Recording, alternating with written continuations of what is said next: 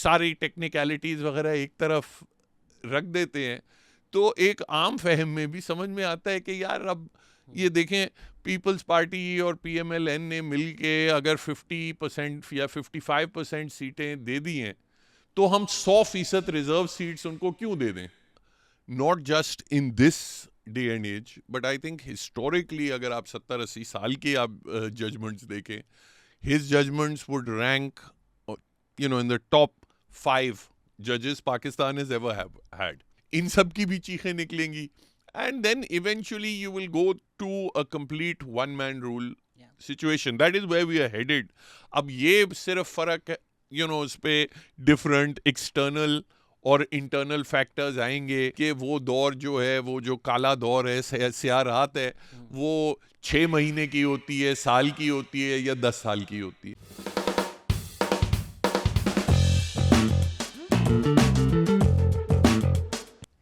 Hello अस्सलाम वालेकुम. बड़ी ख़ास एपिसोड है हमारे अब तो at this point resident legal expert. आइनी तरमीम का सिर्फ एक फ़ायदा होता है कि सलाउद्दीन अहमद से मुलाकात करने का मौका मिल जाता है, और ये बहुत फ्रीक्वेंटली हो रहा है अब तो. बैरिस्टर है, one of the youngest if not the youngest, I don't know if you are the youngest, Karachi bar council के जो प्रेसिडेंट बने थे.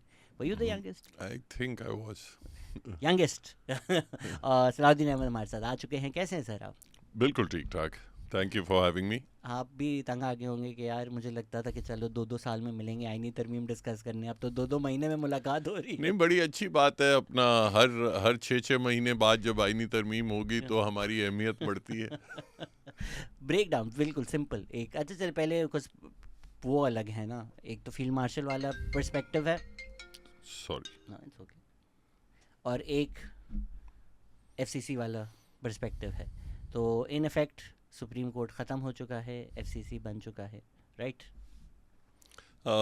जो एफसीसी वाली प्रोविज़न है वो तो ये है, सुप्रीम कोर्ट की सारी कॉन्स्टिट्यूशनल पावर्स जो हैं, आइन की तशरीह करना वगैरह, कोई किसी कानून को कालादम करार देना, बल्कि इवन अगर हाई कोर्ट्स में किसी भी हकूमती इक़दाम के ख़िलाफ़ अगर कोई दरख्वास्त दायर की जाए तो उसकी भी, चाहे उसका आइन से कोई ताल्लुक़ ना हो, किसी एसएचओ के ख़िलाफ़ हो, किसी मुख्तियार कार पटवारी के ख़िलाफ़ हो, तो उसकी भी जो अपील है वो फेडरल कॉन्स्टिट्यूशनल कोर्ट को जाएगी.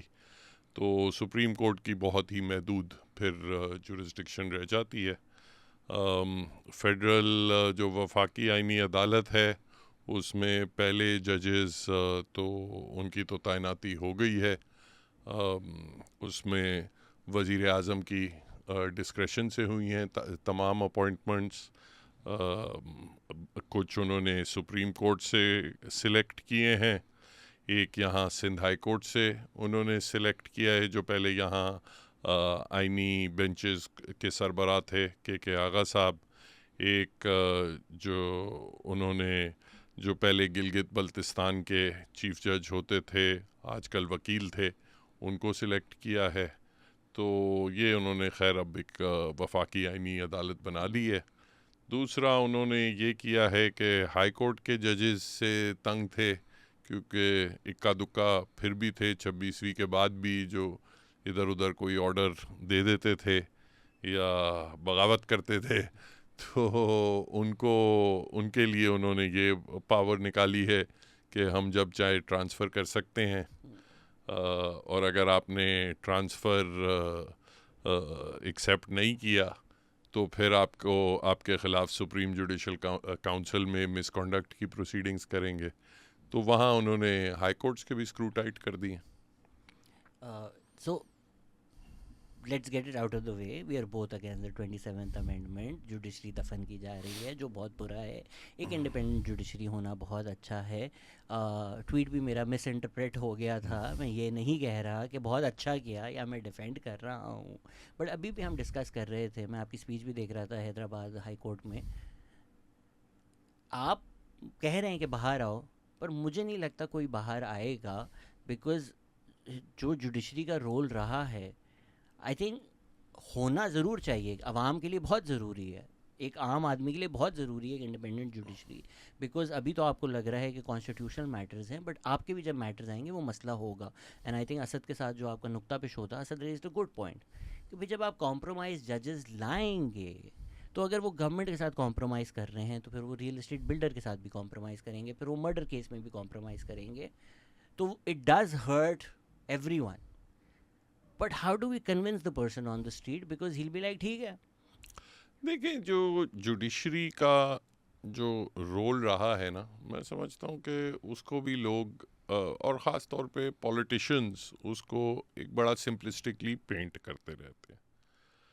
जुडिशरी में अव्वल तो जुडिशरी जो है वो ऐसा ही कहना है कि अगर आप कहते हैं कि भाई जुडिशरी के ख़राब फैसले हुए हैं, तो उसका ये मतलब नहीं है कि हर जज जो रहा है पाकिस्तान की तारीख में वो कॉम्प्रोमाइज़ रहा है या प्रो इस्टेब्लिशमेंट रहा है या एंटी पॉलिटिशियंस रहा है। जुडिशरी में जजेस आते हैं, अच्छे भी होते हैं, बुरे भी होते हैं, अच्छे फैसले भी होते हैं, बुरे फैसले भी होते हैं। द सेम वे एज आप ये नहीं कहते कि भाई पाकिस्तान जब बना था तो उसकी ये आबादी थी, उसकी ये स्क्वायर माइलेज थी, अब उसकी आधी रह गई है। ठीक है, तो आप ये नहीं कहते कि उसका ये मतलब है कि हमारी फ़ौज का इतना बुरा किरदार रहा है या उनकी पॉलिटिकल इंटरफेरेंस रही है तो हम फ़ौज को अबॉलिश कर दें, या सियासतदानों से हम पार्लियामेंट के भी इसी तरह रोल रहे हैं, चाहे आप करप्शन, मिसगवर्नेंस, ये वो अब्यूज़ ऑफ पावर वगैरह आप कहें, तो आप ये नहीं कहते कि भाई अब पार्लियामेंट को भी ख़त्म कर देते हैं। At the end of the day these are institutions.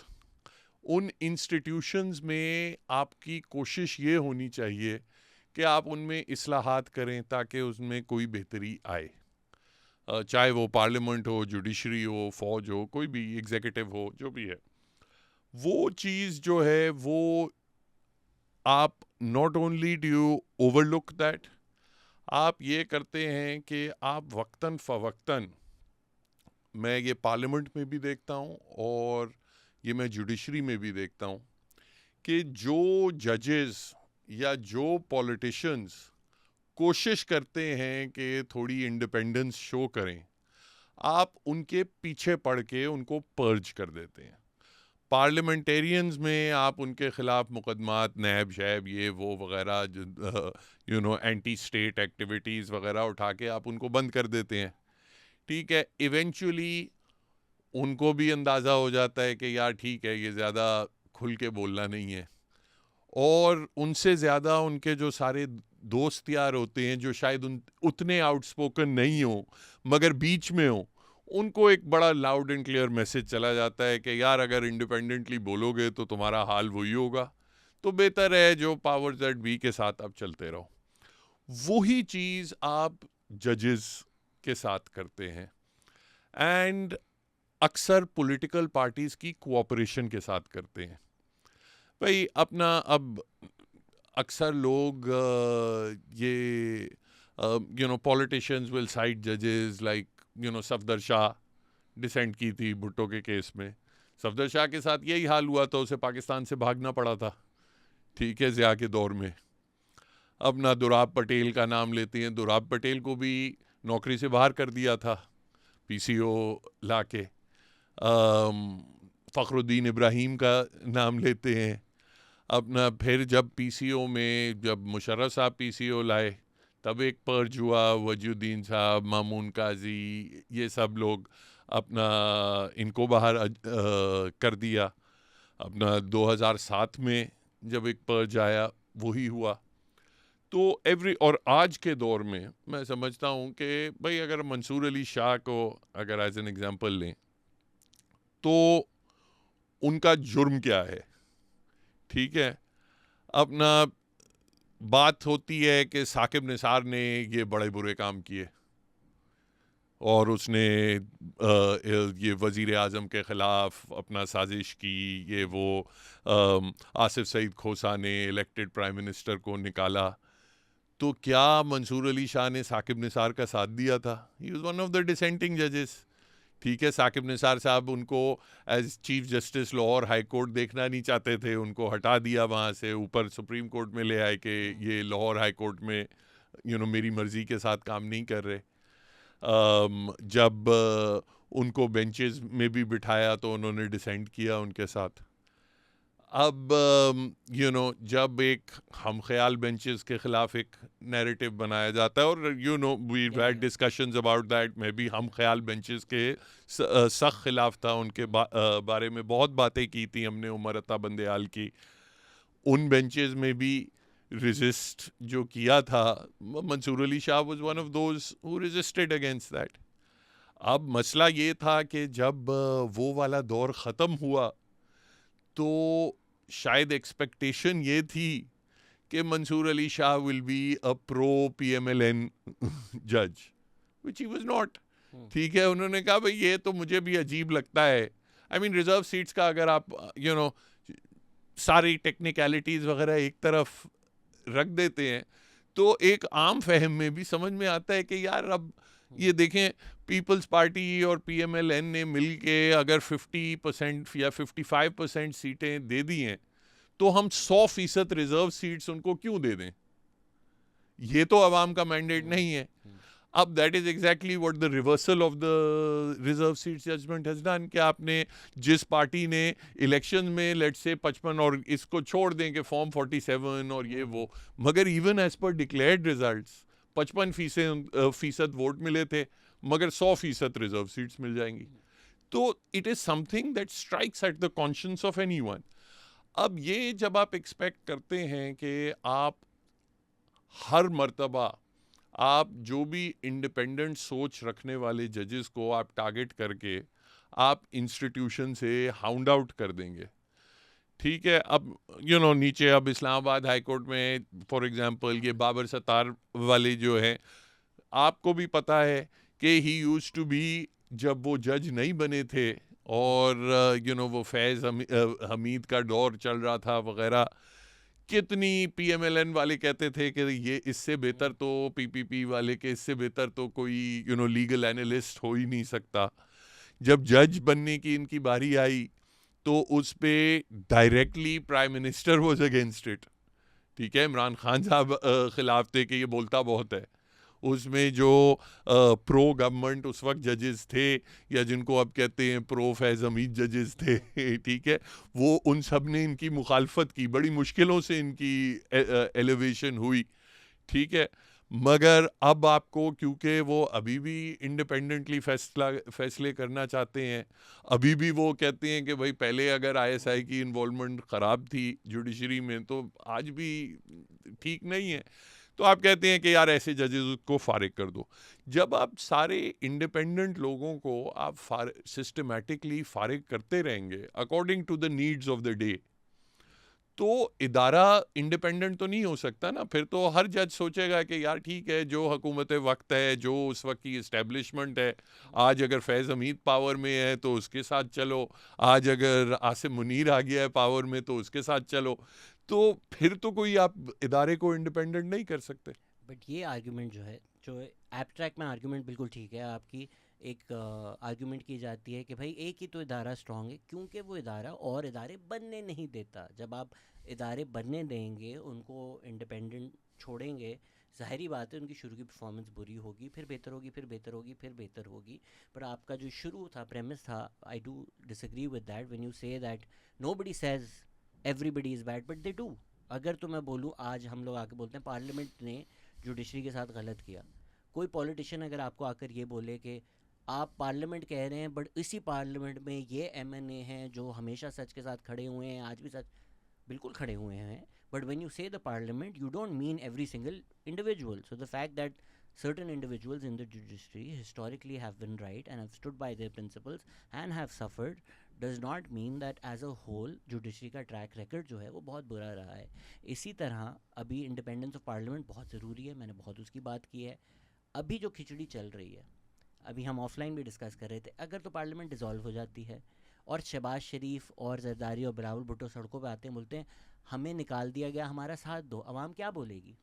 देखिए, यही एग्जैक्टली यही बात है कि आप कभी at least I don't think you can seriously argue कि ठीक है पार्लियामेंट में, और आप बिल्कुल सही बात करें, कुछ अच्छे लोग भी होते हैं, ठीक है, ओवरऑल मिजरेबल परफॉर्मेंस रही है, बट उनका भी वही बट है ना कि जो बट अच्छे लोग थे बट वो बट मार दिए, नहीं, हटा मगर दिए। मगर आप ये कोई भी सीरियस आदमी, मैं समझता हूँ, और करते हैं कुछ लोग, यू राइट, कुछ लोग ऐसे भी हैं कि कहते हैं कि पार्लियामेंट ही खत्म कर दो, ठीक है।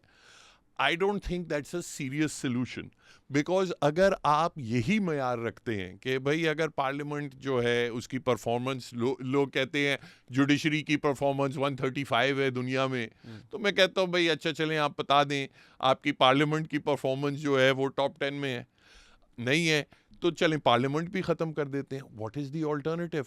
आप अगर, एंड स्पीकिंग, अभी तो खैर माशाल्लाह अपना हमारी आर्मी का, ठीक है, बड़ी अच्छी परफॉर्मेंस रही है, ठीक है, but if you look back a few years, ठीक है, तो ऐसा नहीं रहा, and people don't talk about it, जब ये बट इट्स पॉडकास्ट नॉट बंद हुई तो आप मेरा केस लड़े। आपको बट ऑलरेडी इट्स मैं it's it's not a realistic solution कि मैं हाँ, कहूँ कि पाकिस्तान की फौज का, क्योंकि इन चीज़ों में बुरी परफॉर्मेंस रही है, अब्यूज ऑफ पावर हुई है, तो मैं ये एडवोकेट करना शुरू कर दूं कि फौज को भी ख़त्म कर दो। These kind of extremist and simplistic solutions, मैं समझता हूँ ये, I mean, they are not even worthy of serious debate. But उसमें इट्स नॉट द आर्गुमेंट के कर दो, वो तो एक स्ट्रॉ मैनिंग है। The argument was the first question कि व्हेन यू गो, कोई नहीं कह रहा पार्लियामेंट ख़त्म कर दो, बट जो सवाल भी था कि अगर जरदारी और शहबाज शरीफ, बिलावल भुट्टो, नवाज, मरीम नवाज, अगर इनको कल निकाल दिया गया लॉ पास करके, जैसे भी कर दिया, अगर ये आवाम के पास जाएं और बोलें देखें यार हमारे साथ गलत हो रहा है, कितना ज़रूरी है पार्लियामेंट, लोग हंसेंगे उनके ऊपर। इसी तरह आप जब कहते हैं कि जुडिशरी ने, चल जो अच्छे लोग थे वो चले गए, ये वो जो हैं मोस्टली उन्होंने देखा सिस्टम में रहने का क्या तरीका है, सिस्टम के साथ चलो, ज़्यादा इधर उधर ना करो, सक्सेस यही है। उसी तरह सक्सेस करके, कॉम्प्रोमाइज़ करके ऊपर आए, ऊपर आने के बाद सारी जो भी पर्क्स प्रिविलेजेस थे, अच्छा जी हम इंडिपेंडेंट इदारा हैं, प्लॉट चाहिए तो नाम भी आ जाते हैं।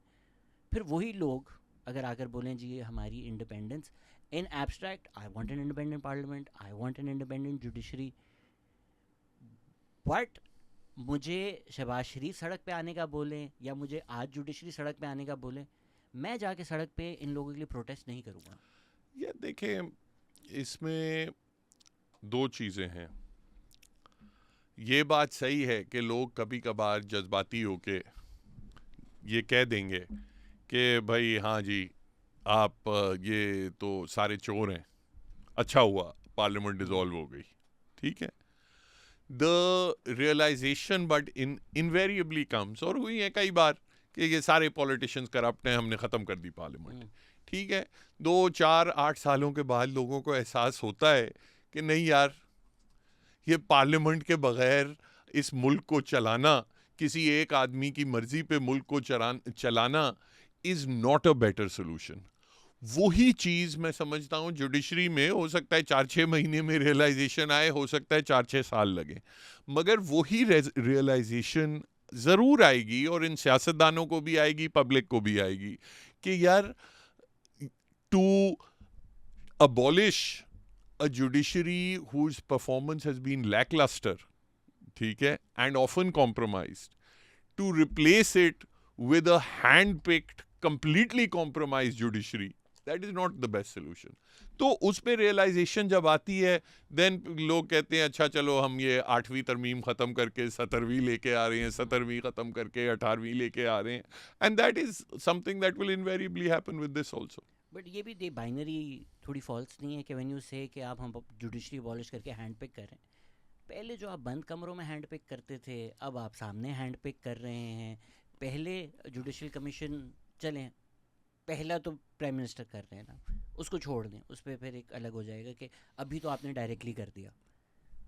5 साल बाद मूविंग फॉरवर्ड वो जुडिशल कमीशन की क्या कॉम्पोजिशन है, पहले किस तरह से अपने मन पसंदीदा जज को एलिवेट किया जाता था, अब किस तरह से किया जाएगा। हम बिल्कुल कह सकते हैं कि यार पहले फिर भी थोड़ा प्रिंसिपल्स, कस्टम्स, हिस्ट्री का ख्याल रखा जाता था, अब तो बिल्कुल ही आपा बाहर हो गया है। But again, why should the person care that much कि पहले हैंड पिकिंग 20% थी, अब तो भाई 80% हो गई है। बिकॉज दैट इज, आपकी जो भी कोई भी इस्लाहात होती हैं उनको गेज करने का तरीका यही होता है कि अगर 20% खराबी थी हम्म, और अब 80% खराबी है, तो योर बेटर सोल्यूशन, आपकी कोशिश होनी चाहिए कि आप 20 से 10 पे जाएं और 5 पे जाएं, ना कि आप 20 से 80 पे जाएं और 80 से 100 पे जाएं। ठीक है, अपना आपने वो खराबियां दूर करनी है या मजीद लानी है। अब पहले फॉर एग्जांपल जुडिशल कमीशन की आपने बात की। देखें, जब जुडिशल कमीशन का ये सारा सिस्टम बना 18वीं तरमीम में, 19वीं तरमीम में कुछ चेंजेस हुए, इनिशियली एक शिकायत ये होती थी कि ये जजेस कंप्लीटली अपनी मर्जी करते हैं, किसी और की बार वाले की सुनते नहीं है, पार्लियामेंट्री कमेटी के भी रोल को मार्जिनलाइज किया, सब कुछ था। एंड इवन ये वाला था कि जजेस by themselves do it.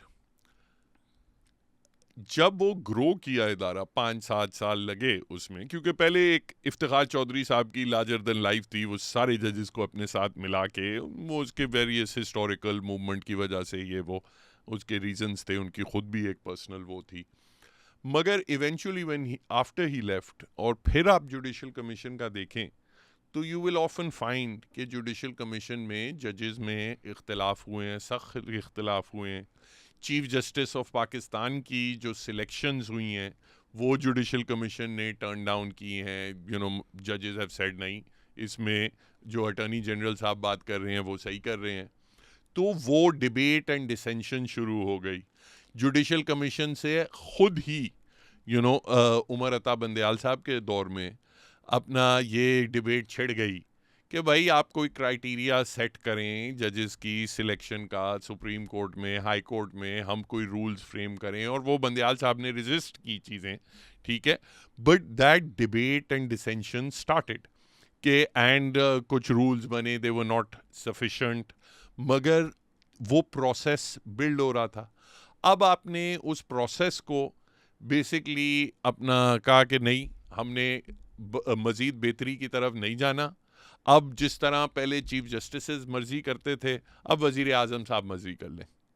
How is that an improvement? It is much worse. But the effect does not change, right? अगर तो उमर अता बंदयाल, मैं रैंडम एग्जांपल दे रहा हूँ, अगर तो सलाउद्दीन अहमद और शहजाद गयास सुप्रीम कोर्ट के जजेस हैं और हम फौज के प्रेशर में एक जजमेंट देते हैं, हमारी जगह अगर शहबाज शरीफ, आजम तारड़ बैठकर वही फैसला दें उसी प्रेशर में, ये मुझे यहाँ फर्क नहीं, पड़ रहा है। यही तो बात हो रही है कि अभी जो जजेस के खिलाफ, जो सुप्रीम कोर्ट और इस्लामाबाद हाई कोर्ट वगैरह हाई कोर्ट्स के खिलाफ जो मुहिम चली है, वो इसलिए तो नहीं चली इन पर्टिकुलर सेट की कि क्योंकि वो फौज के हक में फैसला दे रहे थे। वो तो इसलिए चली है कि उन्होंने इस्टेब्लिशमेंट की मर्जी के खिलाफ इमरान खान को जाके रिलीफ दे दी। ठीक है, तो आपने जो इस्टेब्लिश, अब ठीक है, उनमें से आप कुछ जजेस को कहते हैं कि नहीं, वो उनकी पर्सनल लाइक्स थी इमरान खान के लिए, कुछ का आप ये कहते हैं, मगर उनमें से कई थे जो डेमोन्स्ट्रेबली उनका कोई इमरान खान से कोई लेना देना नहीं था, मगर उन्होंने कहा कि यार मैं इस्टेब्लिशमेंट की ईमा पे सारे फैसले नहीं करूंगा।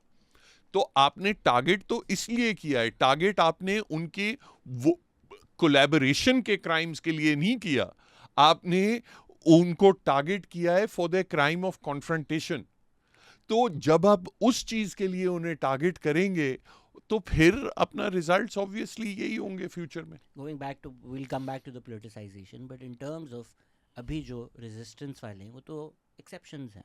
अगर तो हम कहें जी पार्लियामेंट लेट गई है फौज के सामने, पार्लियामेंट जो फौज चाह रही है, वो एक अलग डिबेट है, पार्लियामेंट लेजिटिमेट है या नहीं, वो फिर सुप्रीम कोर्ट पे भी क्वेश्चन मार्क हो सकता है कि current composition, current chief justice किस तरह बने, जो भी बन गए, उन्होंने रबर स्टैम्प तो कर दिया। आप खुद कहते हैं कि 26वीं आईनी तरमीम की डेटें ही नहीं लगा रहे, इवेंचुअली डेट मिली भी तो उसके हफ्ते नहीं, बाद 27वीं आ गई। it- तो जो भी जुडिशरी अभी एग्जिस्ट करती है, जिनको हम डिफेंड करना चाह रहे हैं, जिनको हम अपहोल्ड करना चाह रहे हैं, वो खुद भी तो, अगर ये मैयत जुडिशरी की उठा रही है, तो 4 में से एक कंधा तो उसी जुडिशरी का है। बिल्कुल ऐसी, मैं आई सी इट कम्प्लीटली डिफरेंटली। देखें, इसी जुडिशरी ने मिलिट्री कोर्ट्स को स्ट्राइक डाउन किया था ना, इसी जुडिशरी ने, पिछले साल की बात है।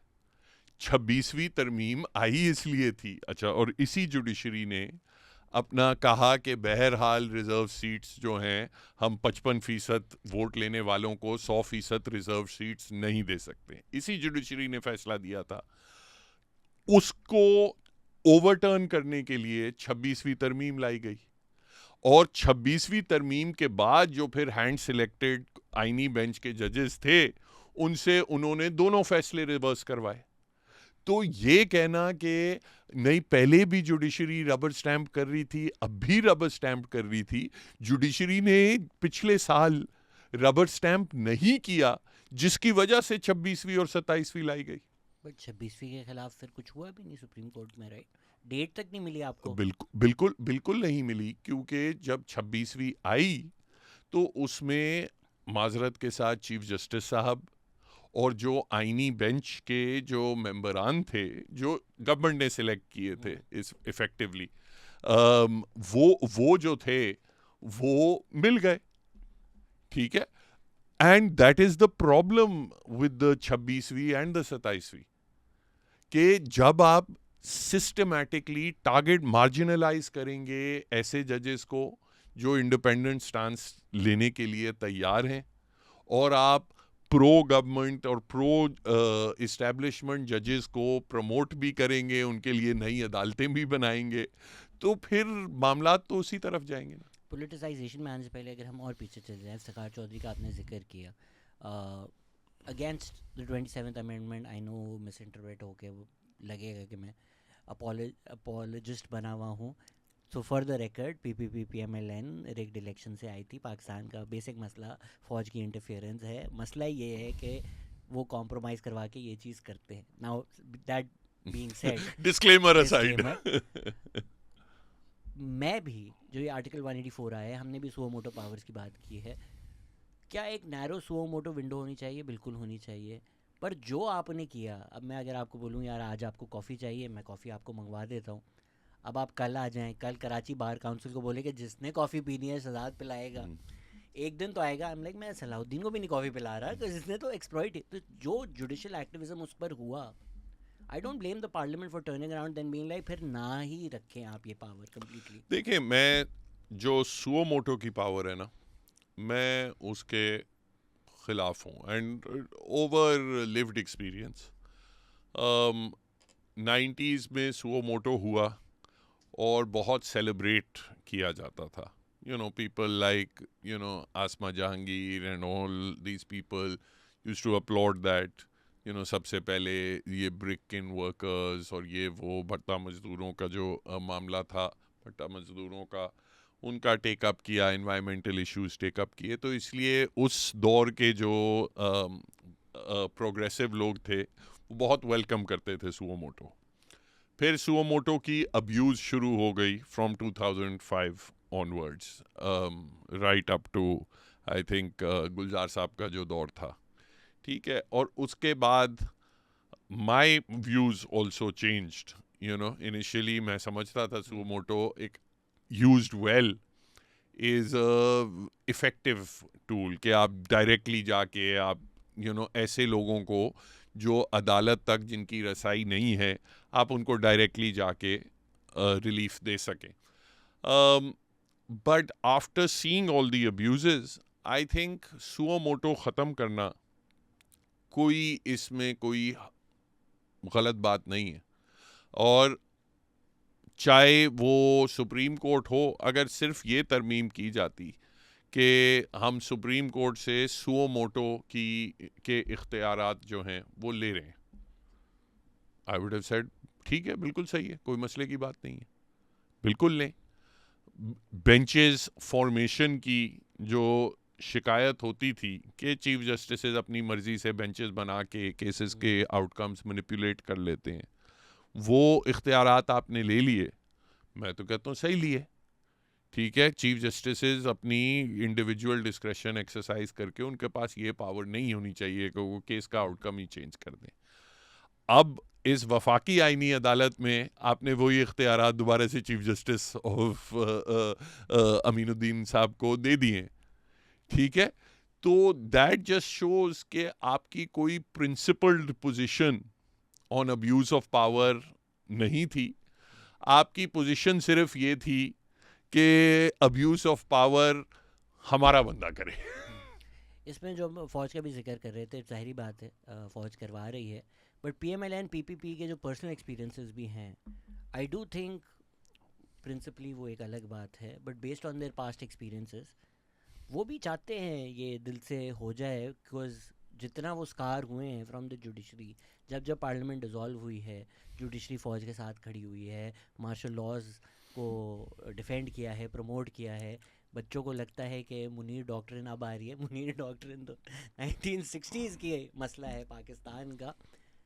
So their personal experiences of the judiciary, PPP का भी अगर हम जिक्र करें 2008 से 2013 जो कुछ जुडिशरी ने उनके साथ किया उस टाइम में, दे आर ऑल्सो लाइक यार अगर जुडिशरी ने रोल यही अदा करना है कि जुडिशल ओवरसाइट ही करनी है, judicial oversight in the sense that trichotomy of powers होनी चाहिए, पर आई थिंक एक जुडिशल सुप्रेमेसी अज्यूम कर ली थी सुप्रीम कोर्ट ने, तो उनको पार्लियामेंट के मातहत लाना I think has also become like a personal battle for them. देखिए, जुडिशरी के खिलाफ जो ऑब्जेक्शन थी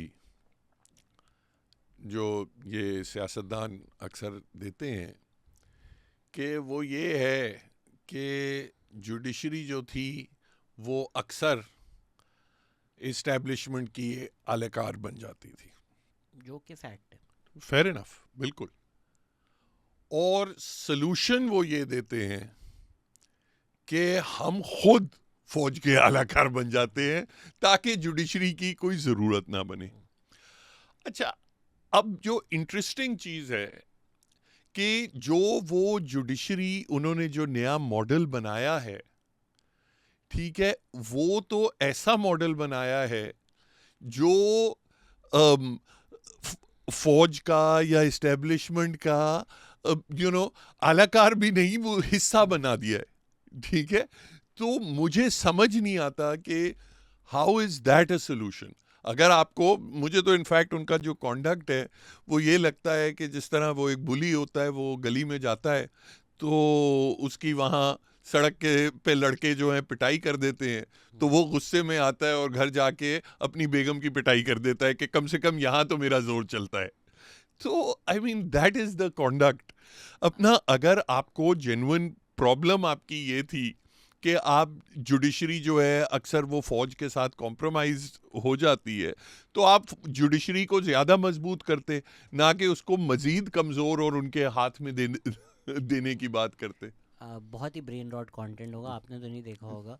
आपने समी और मोइजी की चमाटे देखी हैं एक दूसरे को? ये 4-5 बेचारे गरीब बच्चे हैं, किसी ने बोला ये बहुत अच्छा कंटेंट है, वो एक बच्चे को कुर्सी पे बिठाते हैं, पीछे से 4 बच्चों में से एक उसको चमाट मारता है, उसने गैस करना होता है कि किसने मारी है। तो वो गैस जब जब गलत करता है तो फिर चांटे पड़ते हैं उसको पीछे से। तो ये जो दो थोड़े बड़े बड़े बच्चे हैं, समी और मोइजी, ये एक दूसरे पे बड़ा गुस्सा करते हैं। तो जिस तरह समी बैठा हुआ है, ये चमाट जो भी मारे बोलेगा मोइजी मोइजी, और जब मोइजी हुआ मोइज आके बैठेगा और फिर समी उसे बदला लेगा। अब ये चारों बच्चे ये नहीं सोच रहे कि जो कैमरे के पीछे वीडियो बना रहा है, अपलोड कर रहा है और इस कंटेंट से मिलियंस कमा रहा है, जो जितने भी कमा रहा है, असल मेरा दुश्मन तो वो है। बट क्योंकि चांटा मुइज से पड़ा है, उसने बोला जब मुइज कुर्सी पे बैठेगा तू फिर देख समी क्या चांटा मारेगा। तो जुडिशरी और पॉलिटिक्स का ये है कि भाई फौज के खिलाफ तो हम जा ही नहीं सकते, वो इस वक्त बहुत पावरफुल है, तो मोइजी को तो चांटा पड़े ना। मोइजी जो जब फौज से चांटे मार रहा था, अब तू भी खा। और इसमें जो मैं देख रहा हूँ, और ये दिस इज नॉट के डेकेड्स आगे की बात नहीं कर रहा, मैं महीनों और सालों की बात कर रहा हूँ कि जब समी ने पिटाई करनी है ना, और इसी समी ने इन्हीं सियासतदानों की जब पिटाई करनी है ना, तो वो भी बहुत बुरी पिटाई करनी है। This is I think the problem of the अवाम का डिस्कनेक्ट फ्रॉम दीज इंस्टीट्यूशंस। मैं ख्वाजा आसिफ को भी ये कह रहा था कि जब मैं उनसे कोई सवाल पूछूं, I don't know if you got a chance to watch the podcast, देखें जी इमरान खान ने ये किया था, एंड आई वाज लाइक उन्होंने ये किया था, अब आप ये कर रहे हैं, आप लोगों के बदलों में कल वो आके ये करेंगे। हम मतलब हमारा तो आवाम का तो कोई स्टेक ही नहीं है ना उसमें। तो ये जुडिशरी पॉलिटिशियंस आपस में लड़ते रहे, individuals who are involve may not be the best, because again जिस तरह हमने डिस्कस किया है कि जो इंटरफियरेंस रही है, तो सिस्टम डिज़ाइन ही ऐसा है कि you have to be the most compromise to get to the top. आप लोग आपस में लड़ें, एक दूसरे से बदला लें, उसमें तो Pakistan never moves forward. I think that is the tragedy. देखिए ये political elites की for power, and account the judiciary and the army as part of the political elites. उनकी जो jostling of power है ऑल्सो उसमें and the bureaucracy, उसमें उस jostling of power में जो आवाम का जो interest है वो obviously is not even secondary, it's tertiary. और ये वाली जैसे अक्सर बात की जाती है कि आईनी अदालत बनने से कोई केसेस बड़े स्पीडी हो जाएंगे, ठीक है, अपना के सुप्रीम कोर्ट की में नॉर्मल केसेस चलेंगे, आईनी केसेस वहाँ चलेंगे। अब कि कोई ये I mean hardly anyone even talks about the fact कि यार सुप्रीम कोर्ट में 3% केसेस हैं। 50,000 आई थिंक पेंडेंसी है। हाँ 55,000, ठीक है, 3%। जो 25 लाख केस हैं वो दूसरी अदालतों में। अब किसी ने पिछले कई सालों से हम जुडिशरी में ताखीर, इल्तिवा वगैरह की बातें सुन रहे हैं, किसी ने कभी कोई जिस टाइम पे आपको याद होगा 26वीं तरमीम आई थी, उस वक्त लॉ मिनिस्टर साहब आजम नज़ीर तारे साहब ने उस वक्त बयान किया था कि अब हम सिविल प्रोसीजर और क्रिमिनल प्रोसीजर को भी रिफॉर्म करेंगे। वो जो रिफॉर्म्स हैं वो अभी तक कमेटी में बैठे हुए हैं, ठीक है, वहाँ कमेटी से आगे नहीं निकले। और जो रिफॉर्म्स सुप्रीम कोर्ट को करने थे, 26वीं भी आ गई, 27वीं भी आ गई, सिर्फ फॉर दोज 3% केसेस। और इवन इन दोज 3% केसेस, अगर आप उन 3% केसेस को भी आप एग्जामिन करके देखें ना, तो उनकी जो लाइफ होती है नीचे से, जो सिविल जज या मैजिस्ट्रेट से आके सुप्रीम कोर्ट में आता है, आप देखेंगे कि 85-90% of that delay of these 3% is also caused by the lower courts. Supreme court comparatively सबसे जल्दी फैसले करती थी, 1 साल 2 साल 3 साल में फैसले हो जाते थे, नीचे जो हैं 15-15 साल केसेस गुजर के आते थे। No reform about that, no attention towards that also. अब सो नेचुरली ये कोई डिलेज ख़त्म करने का, जस्टिस सिस्टम को एक्चुअली इफेक्टिव, आवाम के लिए इफेक्टिव करने का तो कोई सोच भी नहीं थी। One of the tragedies of this whole episode is that one of the few people, even in the judiciary, one of the few people that I had met जिन्होंने एक्चुअली कोई कॉन्क्रीट कोई बात की थी अबाउट, वरना तकरीर में तो जुडिशियल डिलेज पे हम सब अपना तकरीर झाड़ लेते हैं, मगर जिसने एक्चुअली कोई रिसर्च करके कोई एक्चुअली कोई सिस्टम बनाने की बात की थी वो मंसूर अली शाह। ठीक है कि यार ये इस तरीके से हम जजेस की परफॉर्मेंस जो है वो इस तरीके से हम मॉनिटर हमें करनी चाहिए, केस को ट्रैक हमने टेक्नोलॉजी के थ्रू यूं करना चाहिए कि सिविल जज कितना काम कर रहा है, कितने केसेस हैं उसके पास, कितने टाइम में परफॉर्मेंस दे रहा है, कितने टाइम में फैसले दे रहा है, डिस्ट्रिक्ट कोर्ट में क्या हो रहा है। ये जो चीज़ें थी, आपने कहा यार ये इसने एक फैसला गलत दे दिया रिजर्व सीट्स में, तो उठा के इसे बाहर करो। And you had finally for one a possible chief justice जो एक्चुअली जो ग्रास रूट्स पे कोई काम करता, वो आपने फारिग कर दिया कि अभी क्योंकि हमें इमरान खान नहीं पसंद और इसने इमरान खान के फेवर में फैसला दे दिया है तो फारिग करो। I've said this before also, and again वो हर चीज़ जो है ना हम एक पोलराइज्ड पॉलिटिकल लेंस से देखते हैं। अगर तो ये जो भी हुआ 10 साल जिसकी भी गलती थी, अगर तो ये पोलराइजेशन नहीं होती, I think Pakistan would have been blessed to have had Qazi Faez साहब and justice Mansoor Ali Shah as chief justice.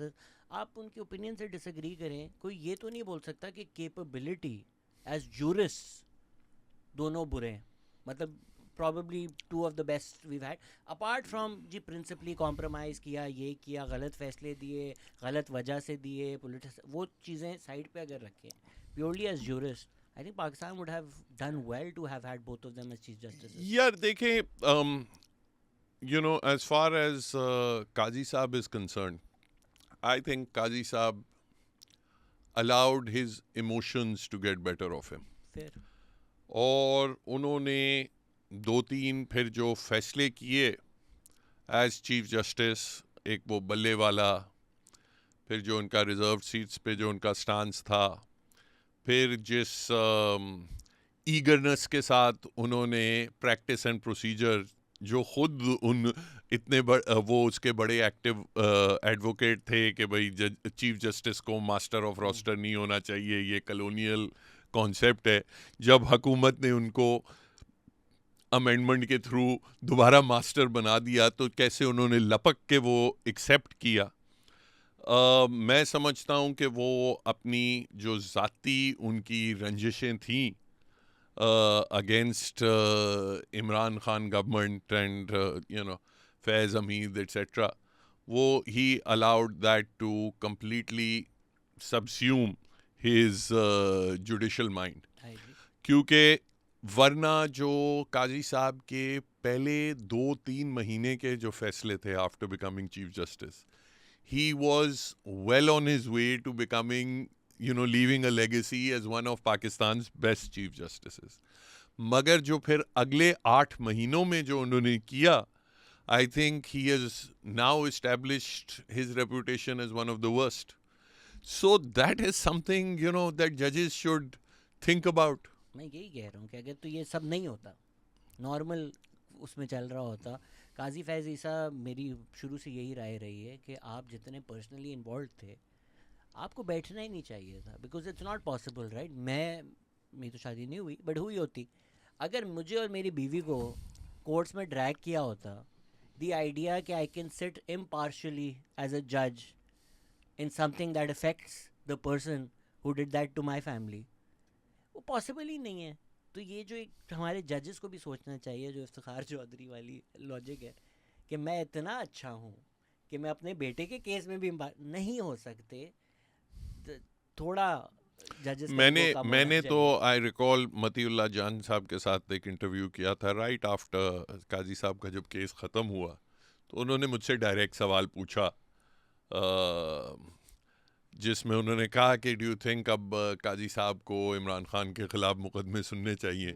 मैंने तो उनको क्लियर कट कहा कि मेरी राय में उनको नहीं सुनने चाहिए। बहरहाल काजी साहब को ये बात नहीं समझ आई, बल्कि पसंद भी नहीं आई, और उन्होंने सुने भी, and because of that then he tarnished his legacy. Mansoor Ali Shah का वैसे जो आप बात करते हैं ना, the funny thing about Mansoor Ali Shah sahab is कि उनका कोई आप, एंड दैट इज़ वाई आप देखें अभी गवर्नमेंट की बड़ी कोशिश तो होती है कि उनको किसी तरीके से कोई लपेटा जाए, मगर कोई उनका ऐसा फैसला भी नहीं उनके हाथ आता जिसके ऊपर वो कहें कि ये बड़ा कंट्रोवर्शियल फैसला था, ये देखें इन्होंने कोई अपनी पार्टिजनशिप दिखाई वगैरह। There is nothing, there is no such apart from the one decision जिस पे वो उन्हें एतराज़ होता है रिजर्व सीट्स वाले पे। रिजर्व सीट्स के अलावा उन्हें कोई एक और फैसला उनका मिलता नहीं है जिसमें वो कहते हैं मंसूर अली शाह खराब था।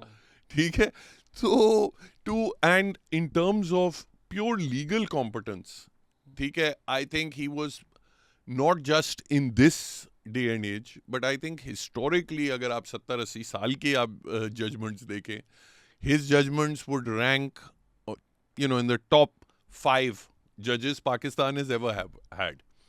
तो दुख होता है। इसमें जजमेंट्स के अलावा, like for instance, I think Athar Minallah के भी जजमेंट्स बहुत अच्छे हैं, बहुत अच्छे उन्होंने कॉजेज लिए। हाँ, हिस्टोरिकली जब PMLN के ख़िलाफ़ चीज़ें थी, suspect and his start with being a part of Musharraf cabinet, वो हमेशा से ही ब्लाइट उनके अगेंस्ट रहेगा। But more than may be the judgments, I think the issue was कि अब ये ज़ाहिरी बात है कोई वेरीफाई नहीं कर सकता, बट जितनी खबरें आई कि जी चेम्बर्स में क्या चल रहा है, अच्छा लेटर्स जर्नलिस्ट को जा रहे हैं, एक काजी फैज़ ईसा या उमर अता बंदियाल के टाइम पे तो ये भी आ रहे थे कि जजेस बस एक दूसरे को मुक्का मारने वाले थे। आई थिंक वो जो, अब वो किसी को नहीं पता, एक तो फ़ोन कॉल आई, आप कह सकते हैं अच्छा वो जज सस्पेक्ट हैं, बिकॉज ये tangible corruption allegations, even if we don't say evidence. But apart from that, जितनी खबरें आई, कुछ तो अंदर politicization हुई भी थी ना, जिसकी वजह से ये सब हो रहा था। देखिए, मैं समझता हूँ जुडिशरी में जो सारी ये जो पार्टिजनशिप जो शुरू में हमने देखी, वो फायज ईसा साहब के केस के बाद उसने जान पकड़ी. And obviously he was being targeted by the Imran Khan government or Faiz Hamid. And उस दौर में the judiciary, and it was visible, courtroom में बैठे हुए, visible, judges started, one went in the pro Imran Khan, pro Faiz camp, the others went in the anti. And वो जो bad blood create हुआ, that never eventually got resolved. ये हुआ कि कुछ फरीक इस साइड से उस साइड पे चले गए, कुछ इस साइड से थर्ड कैंप बना लिया वगैरह जो भी है, but that bad blood never got resolved. और मुझे याद है कि मुनीर मलिक साहब ने अपना ड्यूरिंग आर्ग्यूमेंट्स ये अपना ये प्ली ली थी. उन्होंने कहा था कि खुदारा don't allow the Supreme Court to become a venue for targeting your fellow judges, because this will never, it doesn't lead anywhere good. And it's led to, this new court and this new... Maybe अभी जो आप कह रहे हैं कि 27वीं आईनी तरमीम अगर आप कह रहे हैं जुडिशरी इंडिपेंडेंट नहीं होगा, तो कल को फिर पॉलिटिकल पार्टीज़ भी नहीं होंगी, मीडिया भी नहीं होगा. तो I think you right to also point out here कि अगर तो एक सुप्रीम कोर्ट का जज टारगेट हो सकता है, तो फिर आप जो रोब्स पहन के बैठे हुए हैं, फिर आप ये कल ये ना सोचें कि फिर सुप्रीम कोर्ट नहीं होगा. ऑब्वियसली. एंड ये वाली जो चीज़ है अपना, it's, you can't point to a single country, and I said it before, where there is no concept of an independent judiciary but there are still thriving political parties. हो नहीं सकता ना.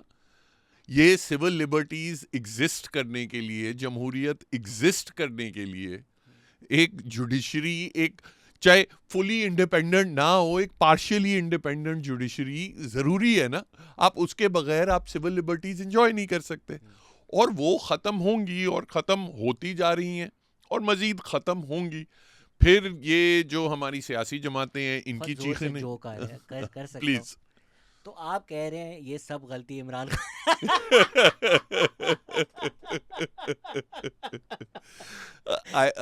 भाई इमरान खान साहब ने अपना पूरा हिस्सा डाला, और जो कसर रह गई थी वो इन लोगों ने आके वो पूरी कर दी है. मगर अब तुम बेलचे से क्यों कबर खोद रहे हो, हम बुलडोजर लेके आए. और उसके बाद चीखें इन सारी सियासी जमातों की भी निकलेंगी. जो बचा कुचा मीडिया रह गया है, जो अभी भी अपना आई सी जर्नलिस्ट जो कहते हैं अच्छा चलें हो गया 27वीं हो गया, कोई बात नहीं, जुडिशरी ने ये भी तो किया था, वो भी तो किया था, 1954 में भी तो गलत फैसला किया था. इन सब की भी चीखें निकलेंगी. And then eventually you will go to a complete one man rule situation. That is where we are headed. अब ये सिर्फ फर्क है उस पे डिफरेंट एक्सटर्नल और इंटरनल फैक्टर्स आएंगे कि वो दौर जो है, वो जो काला दौर है, स्याह रात है, वो 6 महीने की होती है, साल की होती है, या 10 साल की होती है. I think sometimes I get clubbed in that category. My sentiments don't come from being an apologist for this regime. My sentiments mostly come from तंग आ गए यार, कितना लड़े हैं. I think well लड़ के at this point we're like, I saw the writing on the wall a few years ago. तब मैंने बहुत शोर मचाया. तो जब एंकल्स पे था पानी, निकल भी सकता था. अब वेस्ट पे पानी जब आ गया मैंने छोड़ दिया. अब लोग कह रहे हैं देखो सीने तक आ गया. I'm like, तो आना ही था ना. अब नहीं ये पानी निकलेगा, अब मुंह भी अंदर ही जाना है इसके. यार देखें, there are upswings and downswings. Ziaul हक जब आया था तो भुट्टो साहब को टांग भी दिया था, कोई सड़कों पे भी निकला था. नहीं निकले थे लोगों. हार्डली लोगों ने अपने आप को जलाया भी था. yes there were 3 or 4 incidents. ठीक है, मगर कोई मैस मूवमेंट नहीं हुई थी. ठीक है, the fact of it is उसके बाद but- 81 में थोड़ी शुरू हुई, फिर 83 में हुई वगैरह. entire It MRD takes- yes. stems from Zulfikar being tanked. So Yes. sure, No. there was a mass movement, maybe not the next day. मैं यही कह रहा हूँ ना कि इनिशियली कोई रिएक्शन नहीं हुई थी. तो अगर आज आप 1980 में बैठे होते तो आपकी यही सोच होती कि भाई ज़ियाउल हक तो अगले 30 साल बैठेगा. क्या हो गया? ठीक है. Because the coup was bloodless. That means the nation is in favor of the coup. Yes, ठीक है. तो 1980 के जाविये से तो आपको यही लगता कि ये रिजीम जो है वो तो 30 साल, अगले 30 साल चलेगी. फिर MRD भी हुई, फिर इंटरनेशनल डेवलपमेंट्स भी हुई वगैरह. इवेंचुअली एक इंटरनल आप उसको कू कह दें या वो कहें, but these things change. And जो मौक़िफ़ होता है, मैं समझता हूँ कि ऐसे ही मायूसी में अबैंडन नहीं करना चाहिए. आप अपना मौक़िफ़ लेके चलें. हो सकता है इमीडिएटली रिजल्ट्स आ जाएं, और कभी कभार हमारे यहाँ बहुत जल्दी भी रिजल्ट्स आ जाते हैं, कभी कभार टाइम लगता है. But the fire has to be kept alive. But you feel कि immediacy में, let's say maybe साल भी बहुत ज़्यादा होता है, कुछ महीनों में कोई लॉयर्स मूवमेंट ट्रिगर हो सकती है. बिकॉज इवन रेजिग्नेशंस जब मंसूर शाह अतर मिनल्ला की आई, बहुत रूमर्स थे, and specially people like a certain Islamabad high court जज. आज देख ऑफ कोर्स जैसे बाबर सत्तारी बात कर रहे हैं, अगर तो पॉइंट हो रहा है, कुछ आए, लाहौर से भी आए, बट ऐसी कोई हमने मास रेजिग्नेशंस नहीं देखी. कोर्ट्स भी चल रहे हैं, सब कुछ चल रहा है. कुछ ट्रिगर होते हुए आपको नज़र आ रहा है एनी टाइम सून? देखिए, मैस रेजिग्नेशंस तो मैं कभी भी एक्सपेक्ट नहीं कर रहा था. ये हो सकता है कि 3 इस्तीफ़ों के बजाय 5 हो जाएं, 6 हो जाएं, ठीक है, एट बेस्ट. उससे ज़्यादा मैं नहीं फोर्सी कर रहा. जहाँ तक मूवमेंट की बात है, जो वकला की, देखें, मैं सिंध की हद तक तो कम से कम I am seeing a lot more resistance than was there at the time of the 26th. ठीक है, जब 26वीं आई थी, फ्रैंकली अपना बहुत सारे अपना वेल मीनिंग लोग भी कह रहे थे यार शायद अच्छा ही हुआ है, अपना कुछ बेहतरी आएगी वगैरह. फिर जब आईनी बेंच की एक परफॉर्मेंस भी देखी पूरा साल, उसके बाद ये मज़ीद जो गवर्नमेंट के इक़दाम थे, एटलीस्ट सिंध के हवाले से, ये कई ये कनाल्स वगैरह वाले इशू पे, कॉर्पोरेट फार्मिंग वाले इशू पे एट्सेट्रा, ये सब चीज़ें देखी. इस बार मैं वकीलों में एक डिफरेंट जज्बा देख रहा हूँ. Whether it emerges into a full-fledged lawyers movement, that remains to be seen. Even Punjab में मैं 26वीं के वक्त आई डोंट थिंक कोई लाहौर, इस्लामाबाद वगैरह में कोई जुलूस भी निकला हो. पेशावर तक में नहीं निकला. ठीक है, इस बार लाहौर में भी निकले हैं जुलूस, पेशावर में भी निकले हैं. तो there is certainly greater resentment. अब एक चीज़ लोग अक्सर भूल जाते हैं 2007 वाले में, 2007 में भी, and that's why also I pointed out the Ziaul Haq martial law also.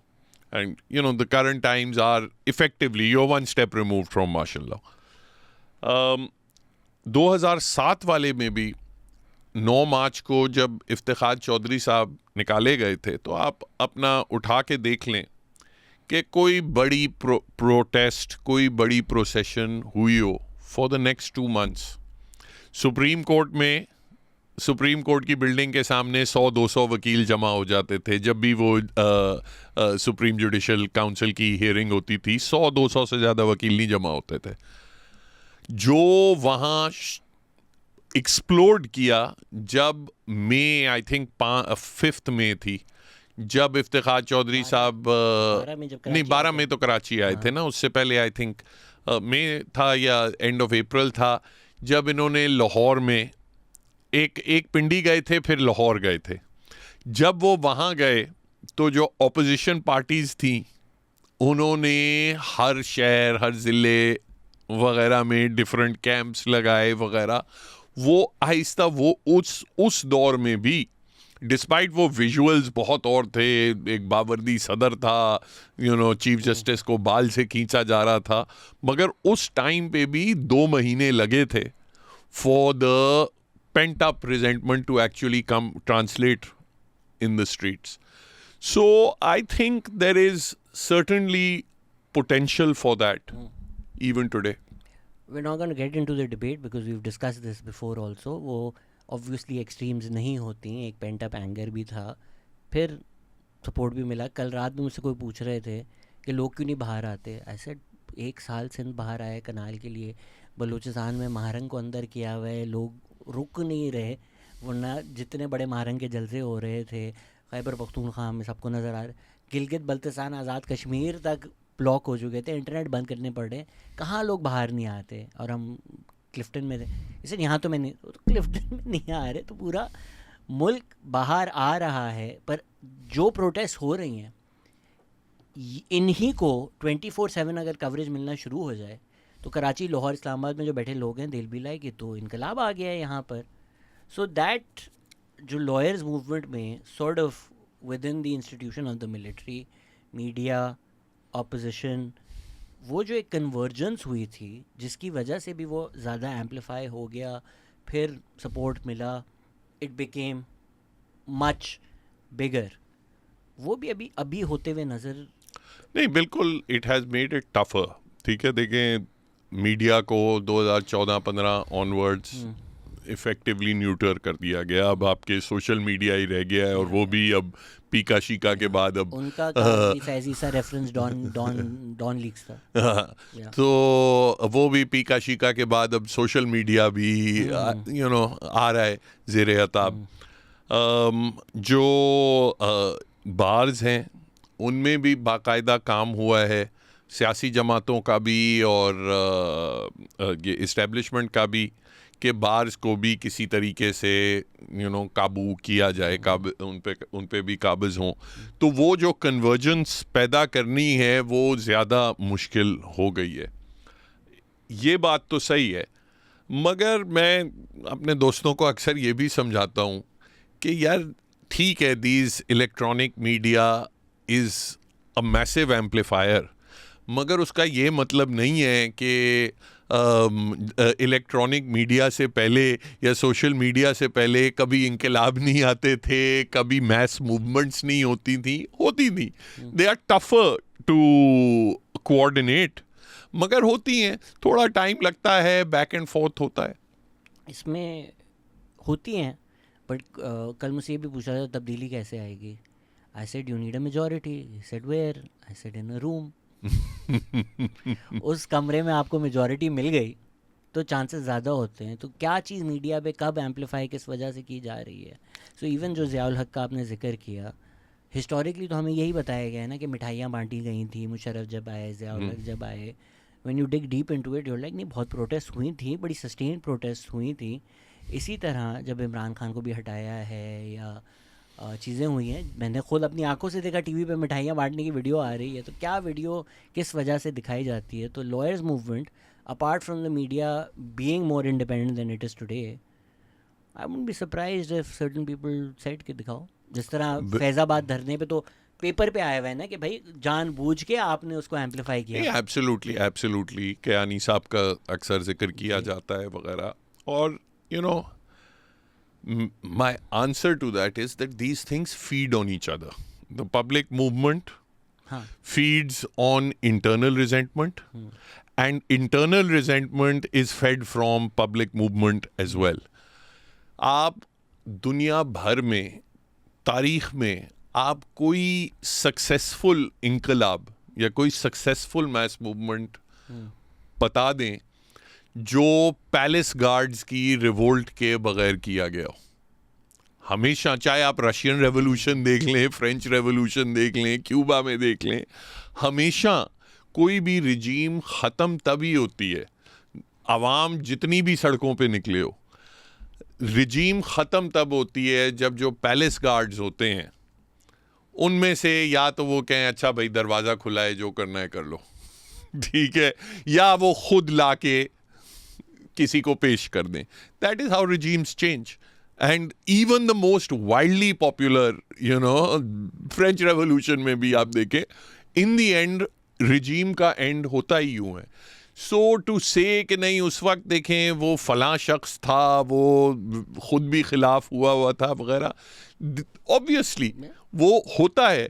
And it is also the public perception that plays into it कि when someone becomes wildly unpopular or a particular regime or a particular person becomes wildly unpopular, तो palace guards भी सोचते हैं यार इसके लिए अब हम बिला वजह अपना सारी दुनिया में क्यों बदनाम हो. बट वो भी फैक्ट और नैरेटिव साथ साथ काम कर रहे होते हैं. अयूब खान के खिलाफ बहुत प्रोटेस्ट हो रही थी. याया Khan could not have gone against Ayub Khan without those protests. Yes. On the flip side, I do think Zulfikar Ali Bhutto के खिलाफ भी रिजेंटमेंट था, बट पीएनए 30-35 सीटें जीती थी. पीएनए कोई मास मूवमेंट नहीं थी. PNA was made bigger than it was because of Ziaul हक. Yes, वही मेरी बात है ना कि they both feed on each other, Sharif which 2/3 is जीत कर आया था.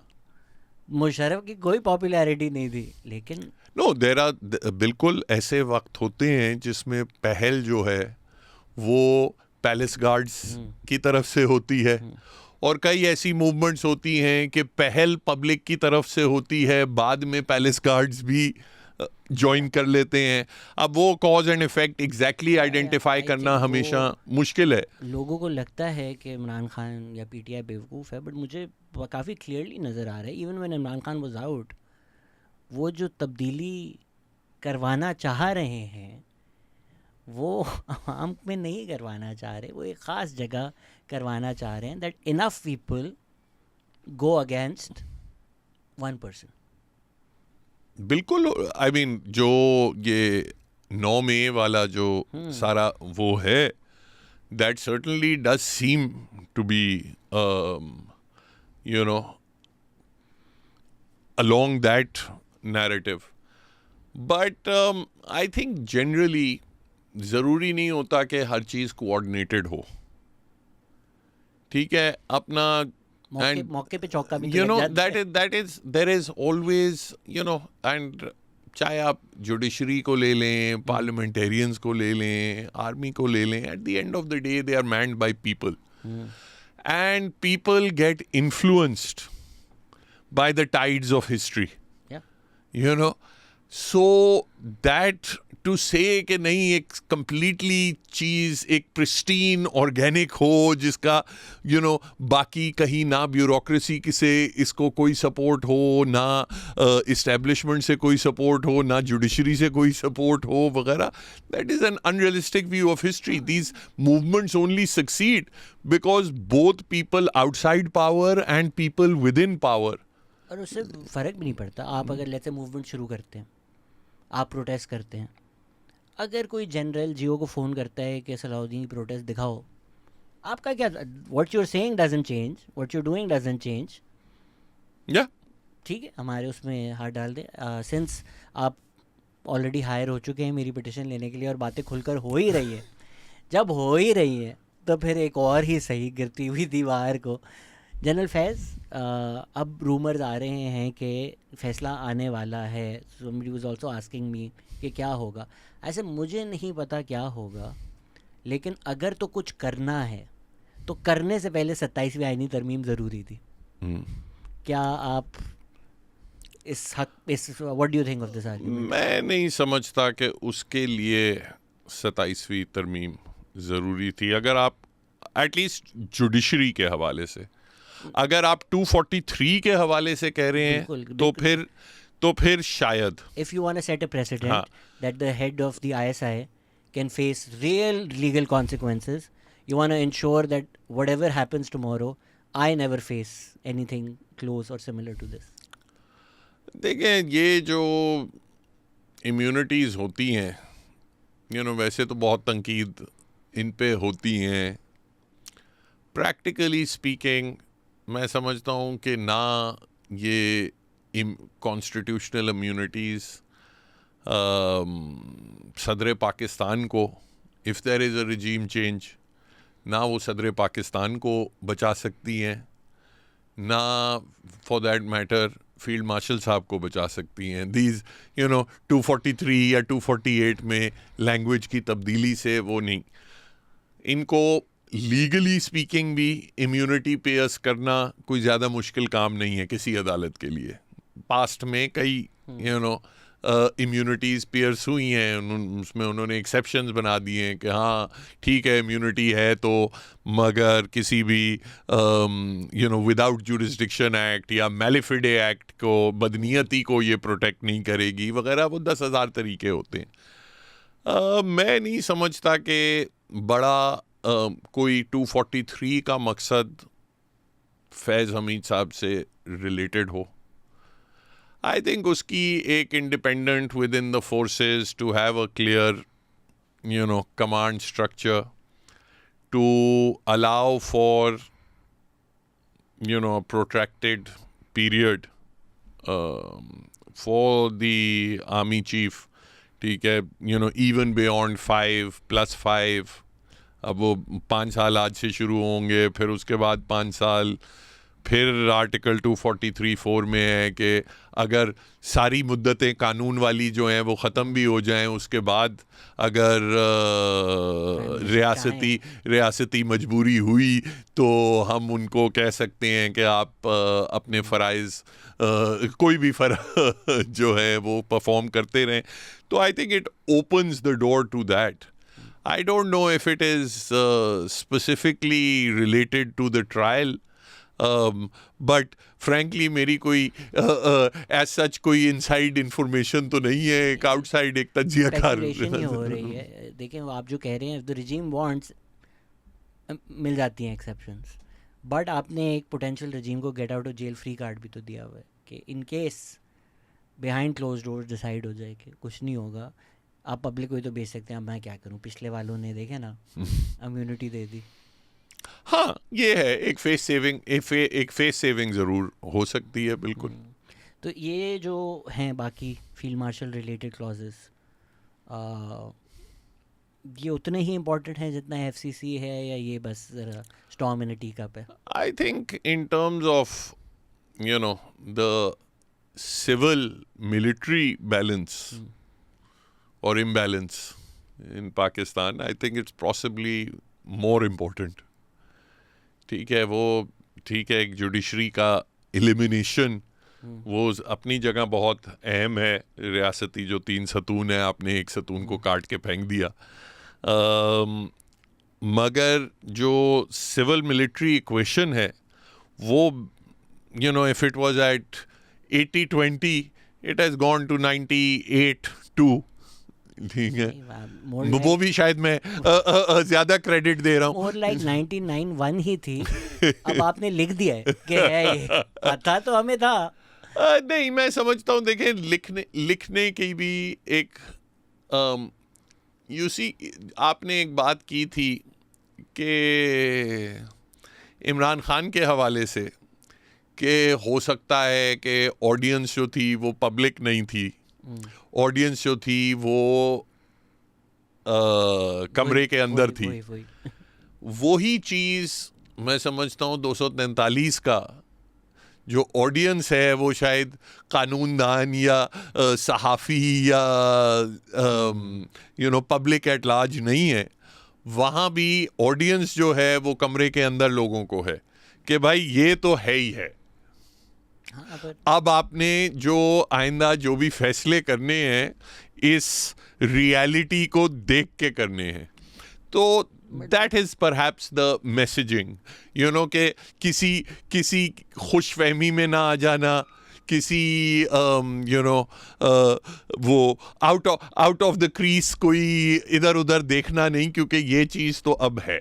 वो 2 साल 3 साल 4 साल 5 साल 6 साल 7 साल 8 साल, एट सम पॉइंट इदारे में भी रिजेंटमेंट आ जाती है कि जो एक प्रोसेस है CEO बनने का, अगर वो प्रोसेस ही ख़त्म होता जाए, after enough people retire without getting there, वो एक रिजेंटमेंट बन ही जाती है. I don't know how that will be tackled in a few years time, because like the Quran says that we all make our plans, but God is the best of all planners. तो हमारी आवाम जो है वो भी resist का जज्बा रखती है. वो आजकल सर्दियां हैं तो फ्रूट खा रही है नारंगी, बट समझ आएंगे तो हो सकता है आम खाना शुरू कर दे.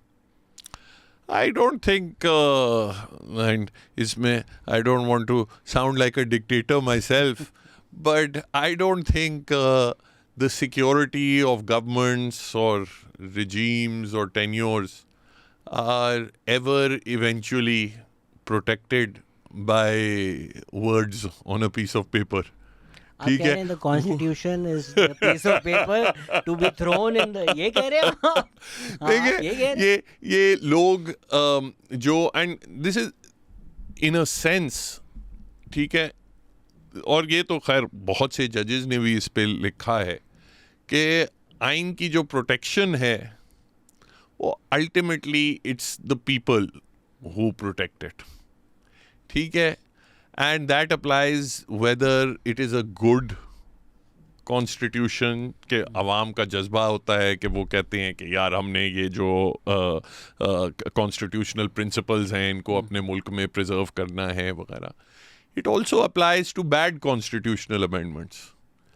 अयूब खान साहब ने भी तो एक आइन बनाया था, इवेंचुअली जब अवाम भी खिलाफ हो गई और पैलेस गार्ड्स भी खिलाफ हो गए तो उनको अपना बनाया हुआ आइन जो था वो पैक करके वापस लेके जाना पड़ा.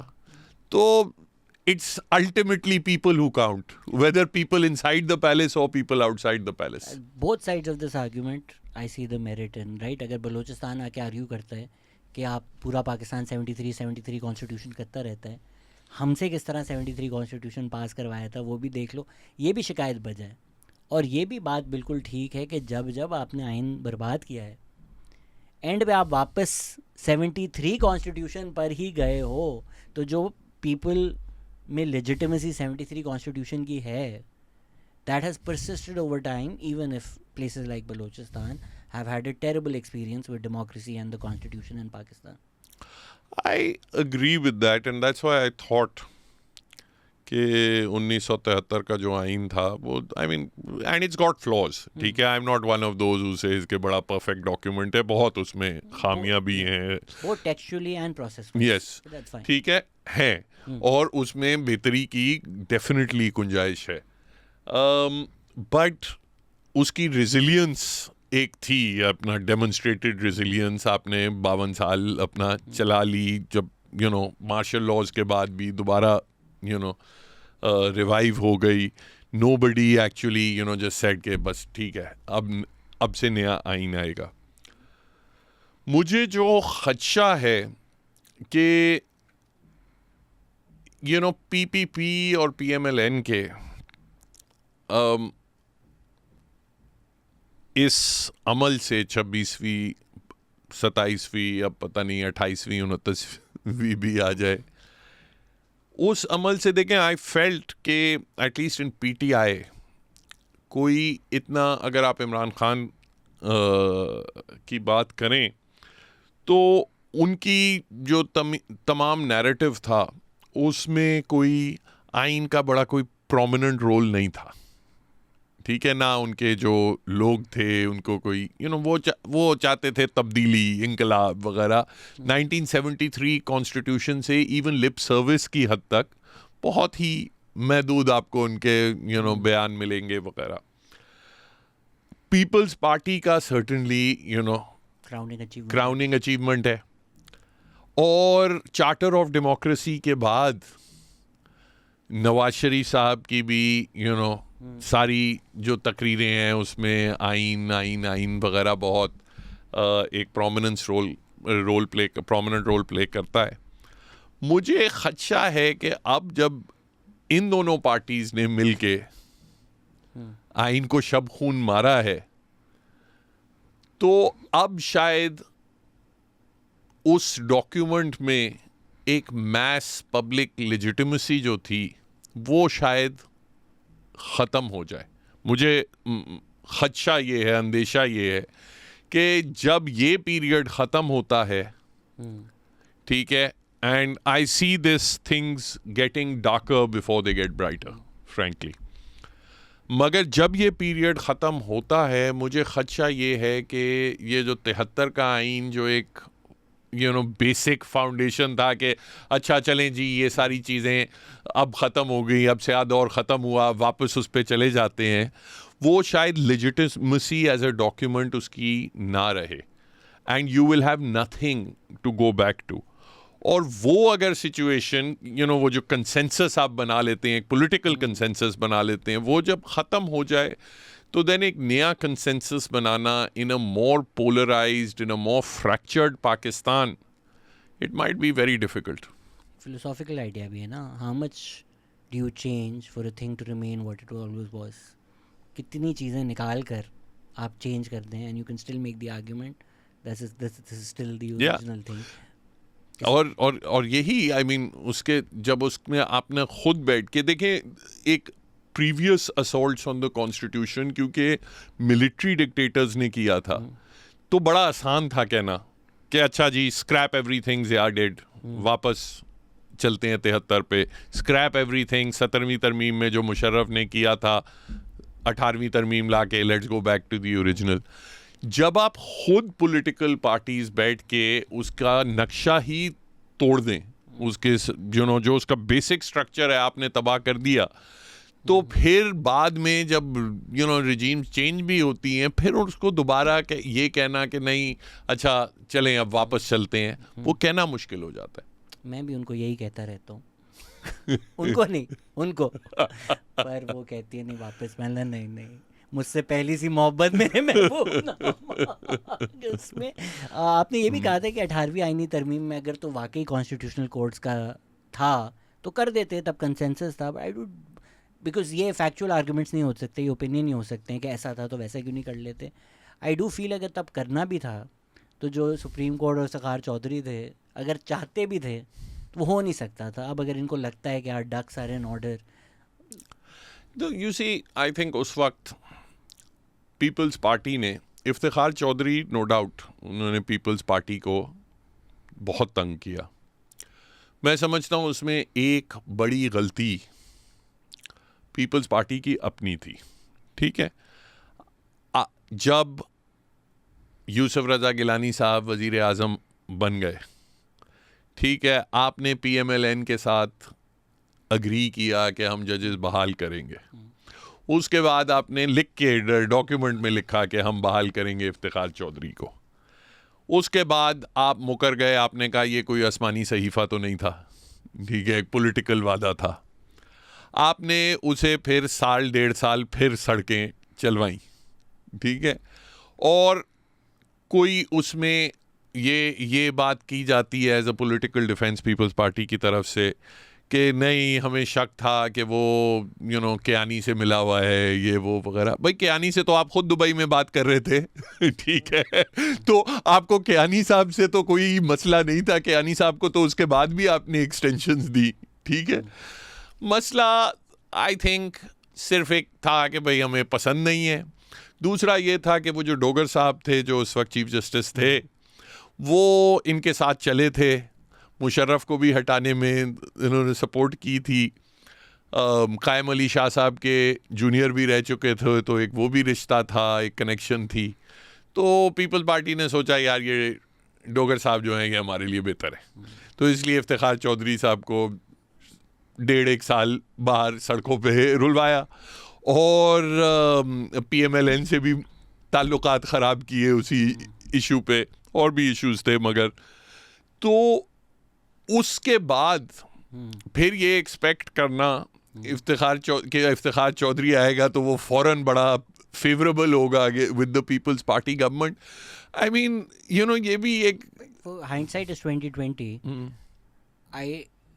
अब लगता है कि मे बी स्मार्ट यही होता है कि यार एक चीज़ इतनी पोलिटिसाइज हो गई है तो हमने judiciary, and if people think I am making a biased argument, I think the same could have also been applied to Qazi Faez साहब कि ये चीज़ इतनी बड़ी हो चुकी है, हम मानते हैं गलती हुई है, आपकी सारी पर्क्स एंड प्रिविलेजेस भी दे सकते हैं, बट अब आप वापस सुप्रीम कोर्ट नहीं आ सकते because this has become too contentious you as a person. You see अगर इफ्तिखार चौधरी को फरवरी 2008 में अपॉइंट कर दिया गया होता, ठीक है, और उस वक्त यही बात हो रही थी, and in fact it's quite funny actually. उस वक्त जो वकला की लीडरशिप थी, वकला कह रहे थे कि मुशर्रफ की जो पीसीओ के तहत चीफ जस्टिस लगे हैं, पीसीओ को हम नहीं मानते। वज़ीर आज़म साहब बस आके ऐलान कर दें कि सुबह से तमाम जो जजेस पीसीओ के तहत निकाले गए हैं वो जज साहिबान आके अपनी कुर्सियां संभाल लें। That is all that is needed, an executive order. Peoples Party का ये कहना था कि नहीं, मुशर्रफ साहब ने पीसीओ तो कर दिया है, अब पीसीओ की अपनी एक कानूनी हैसियत तो है, अब इस चीज़ को हटाना तो मुमकिन नहीं है, हम जजेस को दोबारा रीअपॉइंट कर देते हैं। या same argument that the judiciary has made in the past. yes. So अपना तो अब तो बड़ा मसला है, क्योंकि so it was the People's Party that was accepting the legitimacy of the PCO and the lawyers movement that was opposing it. Eventually सारे शोर हंगामे के बाद करना तो फिर भी वही पड़ा, सारे जजेस को एग्जीक्यूटिव ऑर्डर से ही वापस आए और फिर सारे पीसीओ जजेस आउट भी गए। मगर अगर ये काम आप फरवरी में कर देते 2008 में, तो आई थिंक कि a lot of the subsequent problem the People's Party government had with Iftikhar Chaudhry would not have happened. God knows. You see, एक ये चीज़ सिंपली कि बंदा पोलिटिसाइज हो गया है, वो मैं इसलिए नहीं, आई मीन ऑब्वियसली ये तो स्पेकुलेटिव है कि ऐसा होता नहीं होता वगैरह, मगर ये भी मैं कहता हूँ कि भाई अपना लोग कहते हैं कि ये जरदारी साहब की देखें दूरअंदेशी थी कि वो देखते थे कि इफ्तिखार चौधरी ये करेगा इसलिए वो उसको अपोज कर रहे थे। भाई अगर आपने 1.5 साल रुलवाया ना होता तो शायद वो ऐसा ना करता, मगर हाँ, you don't know but you can also understand as human beings, you can understand कि मैं अगर 1.5 साल आपको जिस तरह आपने वो समी और उसकी मिसाल दी कि मोइजी की कि मैं 1.5 साल आपको चपेड़ मारता रहूं और फिर मैं उसके बाद कहूं कि अब आप बिल्कुल सही हो जाएं। बट दूसरा जो मोर इम्पोर्टेंटली जो आप वो बात कर रहे थे कि देखें, ये मैं समझता हूं कि अगर आप कि जब जजेस कंट्रोवर्शियल हो जाते हैं, पॉलिटिसाइज हो जाते हैं, देखिए बात ये है कि अगर आप एक जज को गैर आईनी तौर पे हटा दें, ठीक है, और उसके रिएक्शन में एक मूवमेंट शुरू हो जाती है, शोर हंगामा होता है, ये वो, और फिर आप कहें कि यार अब तो ये बंदा कंट्रोवर्शियल हो गया है, अब तो इसको नहीं ला सकते, तो then you are basically condoning and legitimizing unconstitutional action. शख्सियत परस्ती थोड़ी ज़रूरी। आप एक इंस्टीट्यूशनल सुप्रीमेसी की बात करें, फॉर इंस्टेंस अगर अभी जस्टिस मंसूर अली शाह अतरमिनल्लाह ने बड़ी तारीफ़ें की हैं, अगर ये एक मास मूवमेंट चलाते हैं अभी, I don't think they should, because it's not just कि वो सियासत में आए, वो इलेक्शन लड़ें, एमएनए बनकर आ जाएं। आई थिंक अ जज इन पर्टिकुलर इज़ समबडी जो इस तरह सड़कों पर आकर अपना ओपिनियन देकर, स्पीचें देकर, sort of they lose their impartiality then. Shahzad, yes, there is an argument, but मैं ये भी अपना समझता हूँ कि इंस्टीट्यूशन, जो आप डिस्टिंक्शन ड्रॉ करते हैं ना, कि इंस्टीट्यूशन एक और चीज़ है और इंडिविजुअल्स कोई और चीज़ है, मैं समझता हूँ कि आप किसी इंस्टीट्यूशन की आज़ादी उस वक्त तक मेंटेन नहीं कर सकते जब तक आप उन इंडिविजुअल्स की जो उसमें बैठे हैं उनकी आज़ादी आप मेंटेन करें। अगर आप ये समझते हैं कि आप लेट्स से अगर किसी जज ने कोई बोल्ड एक्शन लिया है, आप कहें नहीं, मगर अभी बात हम कर रहे थे लेट्स से बाबर सत्तार साहब की, अब अगर आप समझते हैं कि नहीं, देखें, Babar Sattar by himself doesn't mean the Islamabad High Court, doesn't mean that the Islamabad High Court's independence will be guaranteed वगैरह, मगर जब आप ये कहते हैं कि इंडिविजुअल्स को प्रोटेक्ट करना ज़रूरी नहीं है, उनको बेशक बाहर करो, जलील और रुस्वा करो वगैरह, उससे फ़र्क नहीं पड़ता। हम चाहते हैं कि इदारा जो है वो इंडिपेंडेंट हो जाए। तो ऐसे तो नहीं होता। इदारा is the people it's composed of, Yes. And if you don't protect individual independence, if you don't protect these individuals from reprisals, from unconstitutional actions, then you will not have an independent institution either. S नहीं लगाया था मैंने, individual कहा था। अगर आप justice Jawad Khwaja को बना देते, वो भी साथ ही हैं, बट वो जब इन पर्टिकुलर एक जज, आप यूके भी गए हैं, लिटरली वो पढ़ाया यही जाता है कि जज ने तो शादियों वादियों पे भी कम जाना है, सोसाइटी में कम इंटरेक्ट करना है, because that is the idea of a जज, राइट? अगर आप एक लेबर के इवेंट पे गए हुए हैं, just your attendance at that event for a judge in the UK might make all your judgments contentious. तो जब आप एक टाइम एक मास रैली निकाल रहे हैं, उसके बाद ये अज्यूम करना, हम तो चलें प्रिंसिपली आर्ग्यू कर रहे हैं क्या होना चाहिए क्या नहीं, एक इंसान के अंदर इतनी कैपेबिलिटी कैपेसिटी है कि वो अनबायस्ड होकर जजमेंट देगा। आप कह रहे हैं भाई वो कैसे अनबायस्ड हो सकता है, देखे ना चपेटे पड़ी है मुइसी को, पर अगर आप अनबायस्ड नहीं हो सकते, you already cease to be a जज देन। नहीं तो फिर जो फ़र्क है ना कि इंग्लैंड में उठा के जजेस को बाहर भी नहीं फेंका जाता, ठीक है, हाउस अरेस्ट में भी नहीं डाला जाता, ठीक है, उनके बाल भी नहीं खींचे जाते, ठीक है। अब the problem I have with your approach is कि what it basically does is कि इट इंकरेजेस पीपल कि यार अभी उसे उठा के उसके खिलाफ रेफरेंस बना दो, या उठा के कोई एग्जीक्यूटिव ऑर्डर से उसे बाहर फेंक दो, बाद में लड़ता रहेगा, बहाल भी हो जाए तो हम कहेंगे अब तो तुम कंट्रोवर्शियल हो गए, अब तो तुम वैसे ही नहीं हो सकते। तो you basically encourage people to take in unconstitutional actions. Qazi Faez ने फिर भी चले कोर्ट्स में अपना बैटल लड़ी, इफ्तिखार चौधरी ने तो हदें ही पार कर दी थी ना। उसके बाद आप इंस्टीट्यूशन को भी तो ख़राब कर रहे हो एक इतना इम्पार्शल जज रखकर। देखिए, if you look at the lack of impartiality as such, अगर आप एक्चुअली देखें, yes there were certain decisions जो उस वक्त की गवर्नमेंट के खिलाफ गए थे, जनरली जुडिशियल ओवरसाइट जो बट देखें ओवररीच, इनफैक्ट जुडिशियल ओवररीच तो मैं समझता सुओमोटोज की सूरत में ज़्यादा हुई थी, ठीक है, वो नहीं होनी चाहिए थी। बट ये कहना कि एक आई थिंक चौधरी साहब ने फिर भी अब एक जो वो इशू यूसुफ रज़ा गिलानी साहब का अपना जो साइट सबसे ज़्यादा किया जाता है, अब दैट इशू इटसेल्फ, अब ठीक है you can take a different view कि भाई वज़ीर आज़म को कंटेम्प्ट में नहीं कन्विक्ट करना चाहिए था, but if you look at it, at the underlying basis of that case was कि एक स्विट्ज़रलैंड की कोर्ट ने कह दिया था कि ये जरदारी साहब के ख़िलाफ़ एक केस कर दिया था, कन्विक्शन कर दी थी। उसके बाद हुकूमत पाकिस्तान ने उनको ख़त लिखा कि नहीं, हम इंटरेस्टेड नहीं हैं इस मुकदमे में, आप छोड़ें इसको। अदालत ने अच्छा फिर वो NRO वगैरह सारा हो गया।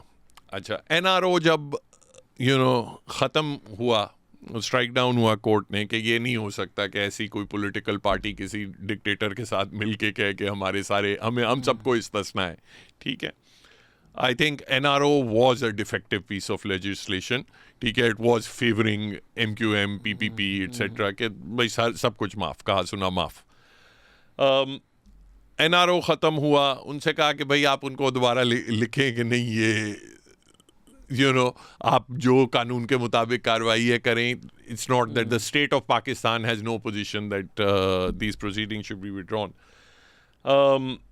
उस पे रेजिस्टेंस आई गवर्नमेंट की तरफ से, एंड इवेंचुअली गिलानी साहब जो हैं वो उस पे उन्होंने कुर्बानी दी। अब you can disagree, I think definitely कि इस हद तक जाना चाहिए था, नहीं जाना चाहिए था वगैरह, मगर प्रिंसिपली आपको ये भी आई थिंक कंसीड करना चाहिए कि बुनियादी तौर पे बात गलत है ना, कि अगर आपके पास you have criminal cases against you, you know, and you say कि अब हम एनआरओ ला रहे हैं, हम ये कहते हैं कि ये सारे इस पीरियड से इस पीरियड में जितने भी मुकदमे हैं वो फ़ौरन ख़त्म हो जाए, you know, just because you are in the government. तो I have problems with that इस्तिस्ना अप्रोच टू पॉलिटिक्स. उसके पीछे फिर ये है कि भाई ये तो फिर बहुत कन्वीनियंट है, जिस तरह आप कह रहे थे कि आप किसी भी चीफ जस्टिस को पोलिटिसाइज कर दें, फिर वो कभी आएगा ही नहीं. तो कोई मिलिट्री डिक्टेटर आता है, उसको सियासतदान नहीं पसंद, 6 केस ठोक दे, अब उनके खिलाफ क्रिमिनल प्रोसीडिंग्स है, अब वो आ ही नहीं सकते. भाई criminal proceedings and ideally the end कितने केसेस में एक्चुअली अदालतों के थ्रू यू नो बरी हुए हैं. बट कितने केसेस में नहीं ठीक हुआ है, अपना होना यही चाहिए कि आप अपना अदालती सिस्टम आप and it comes back to the same thing कि आप जो अदालती सिस्टम है अपना उसमें इम्प्रूवमेंट्स लाएं. don't make the courts just a handmaiden of the executive of the day. ठीक है, क्योंकि तब यही होता है कि क्योंकि हुकूमत अभी दूसरी पार्टी की है तो सारे मुकदमे चल रहे हैं और आपको बेलें भी नहीं मिल रही और ये वो. जब आपकी बारी आई तो सारे अचानक ख़त्म हो गए, फिर जब दूसरे की बारी आई वो दोबारा से जिंदा हो गए. You have to make your system more independent and more effective. A lot of the problem with even all of theirs, ये सियासतदानों के भी जो cases हैं, a lot of the problems is कि भाई बंदा अपना 100 पेशियाँ 200 पेशियाँ कर रहा है, हर बार कराची आ रहा है, इस्लामाबाद कोई सियासतदान कराची आ रहा है पेशियाँ भुगताने. भाई आप वो सिस्टम रिफॉर्म करो ना. मगर that all goes out of the window because you say कि यार हम टॉप पे बस अभी अगले 4-5 साल गुजार लें, 4-5 साल के लिए सुकून अपना 2-3 साल के लिए अपना सुकून सिक्योर कर लें, बाकी के जो होता है अल्लाह हाफिज़. मसला समी मुइज़ी वाला ही है कि ये जो सिक्लिकल आर्ग्यूमेंट है कि जी जुडिशरी भी तो ऐसा करती है, तो आप फिक्स कर लें तो वो नहीं करेगी. फिर पार्लियामेंट बोले आपने भी तो हमारे साथ ऐसा किया, आप भी तो बुरे हैं. बोला भाई हमारे साथ भी तो गैर आईनी हुआ था ना, तो गैर आईनी तरीके हमारे साथ होगा, फिर हम भी नहीं करेंगे. आप लोग मुइज़ी और समी दूसरे को चमाड़ वो टिट फॉर टैट से आगे बढ़ना पड़ेगा. अगर मुल्क को कहीं निकलना है तो टिट फॉर टैट से निकलना पड़ेगा और बैठ के अपना बात करते हैं ग्रैंड रिकंसिलिएशन वगैरह. खैर आजकल तो मुझे नामुमकिन सी चीज़ लगती है, but there has to be a thinking कि यार अब इस टिट फॉर टैट से आगे निकलें. Let's stop ganging up and beating up the weakest member जो हमें सामने नजर आए उस पे. 3-4 लोग भी सवाल थे बट सिंस ये डिस्कशन ख़त्म करने से पहले कहते हैं ना the road to hell is paved with good intentions. जो सुप्रीम कोर्ट बन गया था, जो चीफ जस्टिस का रोल बन गया था, उसकी कई मॉडल टेम्पलेट इफ्तिखार चौधरी ने बनाया, जो फिर बाकियों ने भी फॉलो किया. उमर अता बंदयाल, साकिब निसार, काजी जो भी आप डिग्रीज आर्ग्यू करते रहें कि साकिब G10 पे थे, काजी 2, जो जिस तरह भी करना है, बट वो भी सही नहीं था. तो आपके वालिद भी बड़े एक्टिव थे, आप भी बड़े एक्टिव थे. कोई नहीं कह रहा कि लॉयर्स मूवमेंट किसी ने गलत नीयत के साथ शुरू किया था, बट उसका जो रिज़ल्ट निकला उसने भी पाकिस्तान को बहुत ज़्यादा नुकसान दिया. Yes and no, as always. I think lawyers movement में if you know the positives in it was कि एक डिक्टेटर हटा, अब उसको आप 100% उसकी वजह से या 50% या whatever, but it no doubt of course the lawyers movement had a huge role in the departure of General Pervez Musharraf. ठीक है, आइन बहाल हुआ, कुछ जुडिशल एक्सेसेस ज़रूर perhaps as a consequence ज़रूर हुई. उसका मैं समझता हूँ कि और जुडिशल एक्सेसेस की जब एक ज़रा एक्सट्रीम आ गई, the right proportionate response in my view was the practice and procedure. ठीक है, and you needed some reforms on judicial appointments. ठीक है, उनका क्राइटेरिया वगैरह ज़्यादा क्लैरिटी से डिफाइन करते. वो चीज़ें अगर हो जाती तो I think you would see the judiciary progressing in a much better direction. आपने इंस्टेड आपने कहा कि बस अब ये दरख्त काट के ही फेंक दो. ठीक है, which I think was a foolish approach. you will inevitably, in one way or the other, see a backlash. You will, whenever the memory of these things take time to fade. ठीक है, first you will see a period of great subservience amongst judges. उसके बाद उस subservience के period के बाद you will see a period of great hostility towards anyone with an MNA or an MPA attached to their names. And that will happen and you will fall into that cycle. So basically हम जो ये captain हटाते रहते हैं और बोलते हैं team क्यों नहीं इम्प्रूव हो रही, बाबर भी नहीं, रिजवान भी नहीं, शाहीन भी नहीं, आप अगर पूरे मुल्क में अकेडमीज़ खोल लें तो 20 साल बाद आपको अच्छे क्रिकेटर्स मिलेंगे, लेकिन 20 साल किसी को वेट करना नहीं है। आपके पास 10 सेकंड है जो आपके। Why do politicians support the amendment only when they are out of power? Politicians support the amendment naturally because when they are in power they want everything to go their way. Why make a new constitutional court? Was the Supreme Court too independent for your comfort? मैंने थोड़ी बनाया है तैयब। मकसद ही ये था कि supreme court हमारे हक में कई फैसले नहीं कर रही, तो पहले हमने आईनी बेंच बनाया, उसको पक्का करने के लिए फिर हमने आईनी अदालत बना दी। Why was the amendment passed so quickly without wider public consultation? I think मेरे भी इस पर पूरी वीडियो है कि प्रिंसिपली डिस्कस करना थोड़ा पॉइंटलेस ही है, कुछ जिस तरीके से पास किया गया है आपने वो मैलिफाइड इंटेंशन ऑलरेडी दिखा रहा है। भाई बात ये है कि जब आप जेन्युइनली कोई इस्लाहात करने के लिए कोई चीज़ कर रहे होते हैं, जैसे तरह 18वीं तरमीम हुई थी, एक्चुअली इसमें सोच विचार अपना लोगों से आप कंसल्ट करते हैं, पूछते हैं ये वो, अच्छा ये कर देंगे तो इसकी क्या रिपरकशंस होंगे, ये करें, तो वो प्रोसेस पब्लिक कंसल्टेशन का होता है जब आप जेन्युइन इस्लाहात चाहते हैं। जब आपका मकसद ही है कि किसी की कमर तोड़नी है, तो तब आप पूरे मोहल्ले को तो नहीं बताते कि मैं जाके रात को इसकी कमर तोड़ के आऊंगा। मोहल्ले को वैसी आवाजें आ जाती है। अब सुप्रीम कोर्ट के पास कौन से केसेस रह गए हैं 27वें तरमीम के बाद? सुप्रीम कोर्ट के पास सिविल सूट्स की अपीलें रह गई हैं और जो क्रिमिनल केसेस की जो अपीलें हैं वो रह गई हैं। वफाकी आईनी अदालत के पास एक तो जो कोई भी ऐसा केस जिसमें आइन की किसी किस्म की तशरी या किसी किस्म की प्रोविज़न इन्वॉल्व हो, एक वो कैटेगरी है केसेस की, वो तो निस्बतन कम होते हैं। और जो सबसे बड़ी कैटेगरी है उनके पास कि कोई भी शहरी का अगर हुकूमत के ख़िलाफ़ मुकदमा हो, जो हम आर्टिकल 199 की पिटिशन कहते हैं, वो किसी भी शहरी का हुकूमत के ख़िलाफ़ जो मुकदमा है उसकी अपील जो है वो वफाकी आईनी अदालत के पास आएगी। तो चाहे वो आपका मुकदमा जो है वो प्राइम मिनिस्टर ऑफ पाकिस्तान के ख़िलाफ़ हो या आपके इलाके के SHO के ख़िलाफ़ हो, उसकी जो अपील है वो वफाकी आईनी अदालत के पास आएगी। How can this loop be stopped where political instability creates amendments and amendments create more instability? I think हमने काफ़ी डिस्कस कर लिया है, but I guess you break the wheel. People have to get together and break the wheel and break the mold. It is possible, हुआ है माजी में, 73 में भी हुआ था, कुछ हद तक 2010 में भी हुआ था। It is possible, मगर वक्त लगेगा।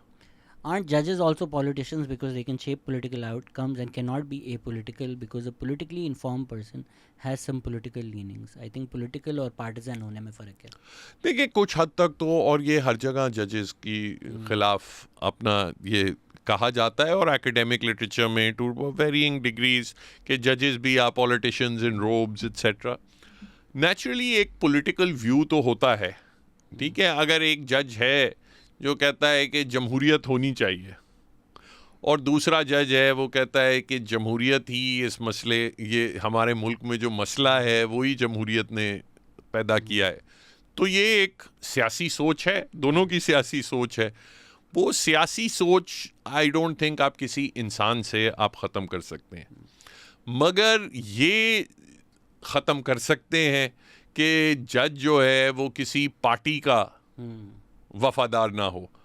और वो मैं समझता हूँ वो जो ट्रेंड है वो हमने ये 26वीं और 27वीं के बाद हमने वो रिवर्स नहीं किया बल्कि इन्हांस किया है डायरेक्टली। अब पॉलिटिकल पार्टीज़ जो हैं वो हाई कोर्ट के जजेस, सुप्रीम कोर्ट के जजेस, वफाकी आईनी अदालत के जजेस, उनके प्रैक्टिकली स्पीकिंग इंटरव्यूज कर रहे हैं, उनकी ग्रेडिंग कर रहे हैं, तो उस पोजीशन में तो ऑब्वियसली पॉलिटिसाइजेशन बढ़ेगी. We have a bad experience of elevating favorite judges to form a bench of हम ख्याल judges, bypassing competent judges.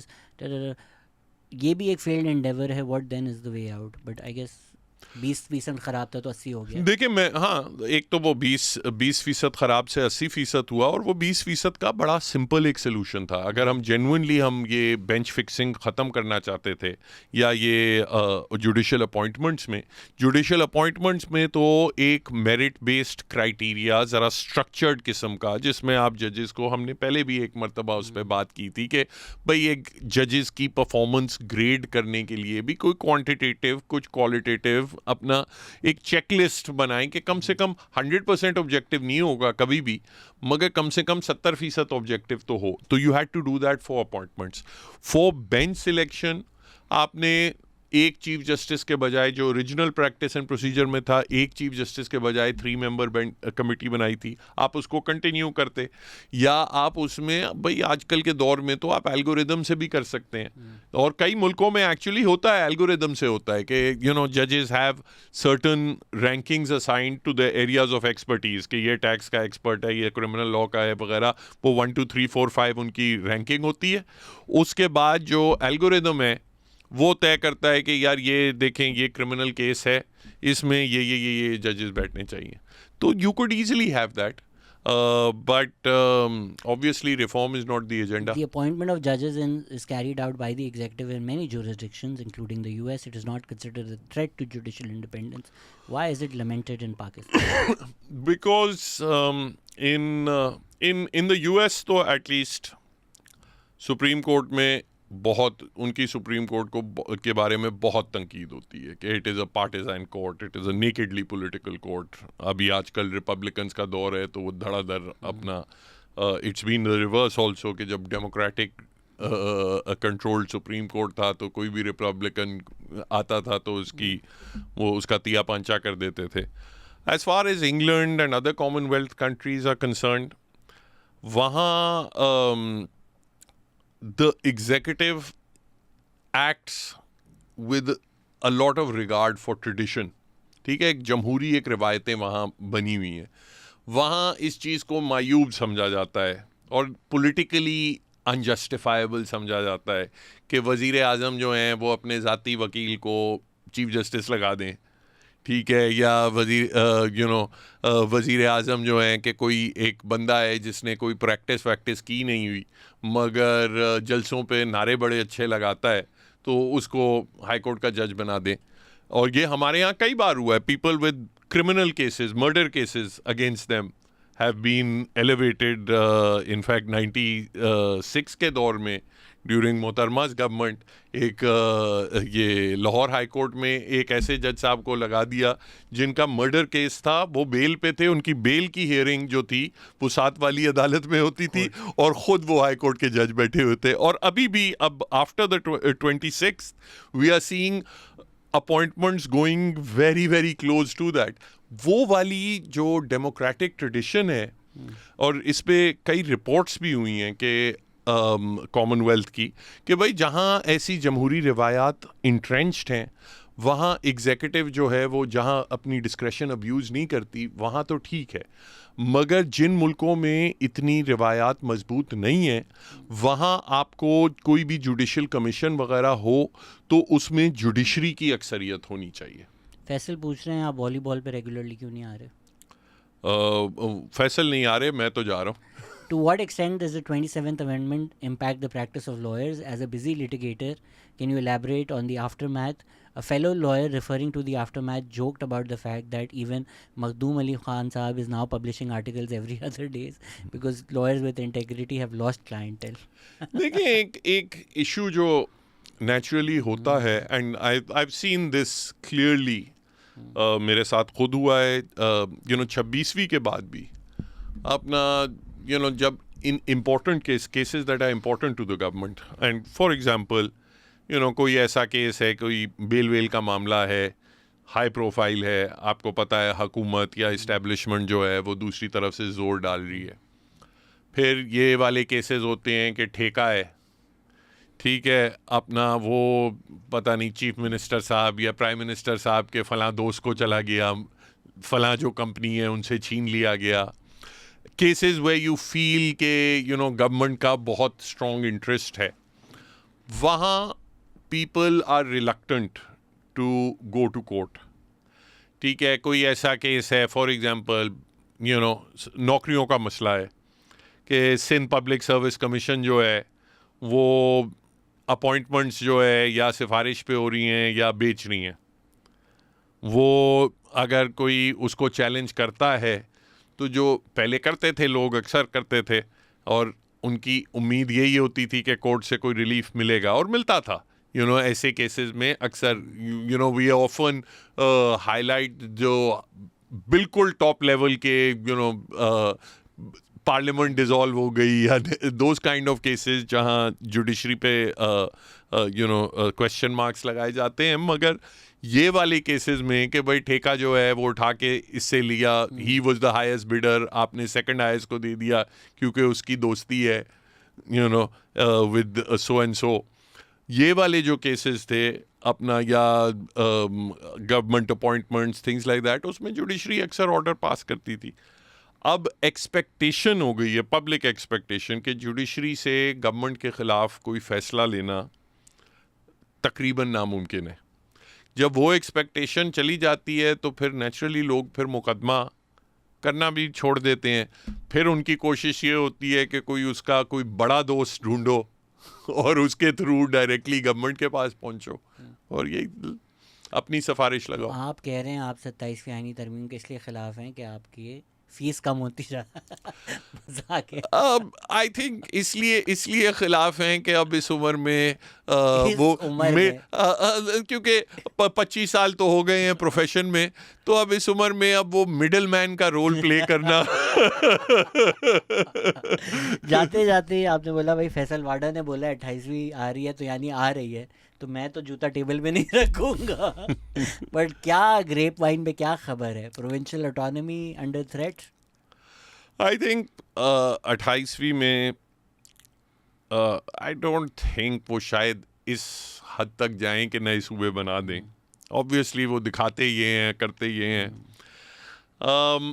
मगर वन सर्टन पॉसिबिलिटी इज़ कि वो जो लोकल गवर्नमेंट्स की हद तक बात है, बहुत अच्छी बात है वो तो। ठीक है, आर्टिकल 140A, वो उसमें सुप्रीम कोर्ट के भी फैसले हैं कि 140A को इम्प्लीमेंट करें, उसको स्ट्रेंथन करें।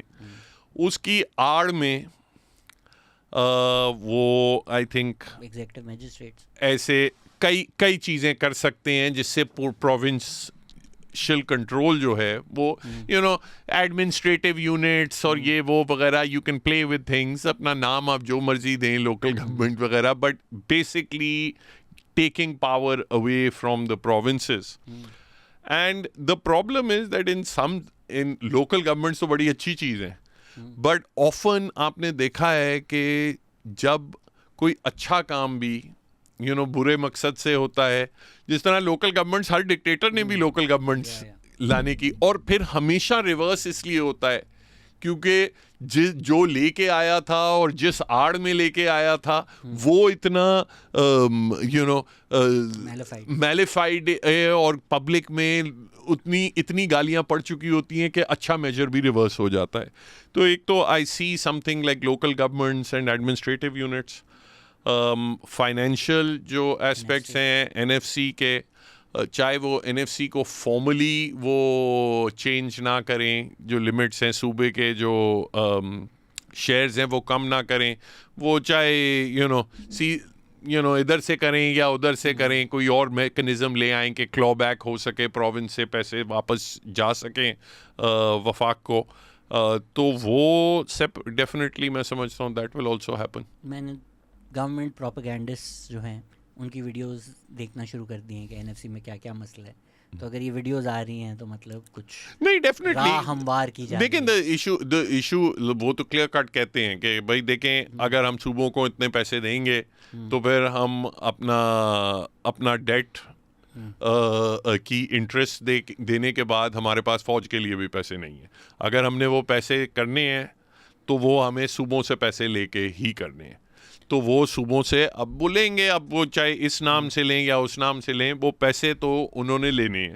And government, provincial government should be clear कि हमने अपने पावर्स, और इवन ये वाली जैसे बात होती है एजुकेशन वगैरह, अब यही इमरान खान साहब भी सिंगल नेशनल करिकुलम की बात करते थे, वो भी it speaks to me for a long term project. जब आप इस चीज़ पे जाते हैं कि हर किसी की तालीम और करिकुलम एक हो, हम एक ही चीज़ में बिलीव करें, तो वो जो होता है दैट स्पीक्स ऑफ समवन जो एक पूरी नस्ल को चेंज करने के प्रोजेक्ट से आ रहा है। तो it is something to worry about, I think. Silver lining इस डार्क क्लाउड पे ये है कि फिर फरवरी में मिलते हैं। फरवरी में फिर पॉडकास्ट करते हैं। 28वीं बिल्कुल, 28वीं पे फिर बैठ के गपशप लगाएंगे। Thank you so much sir for your time. Thank you to listening. Take care. खुदा हाफिज। Thank you.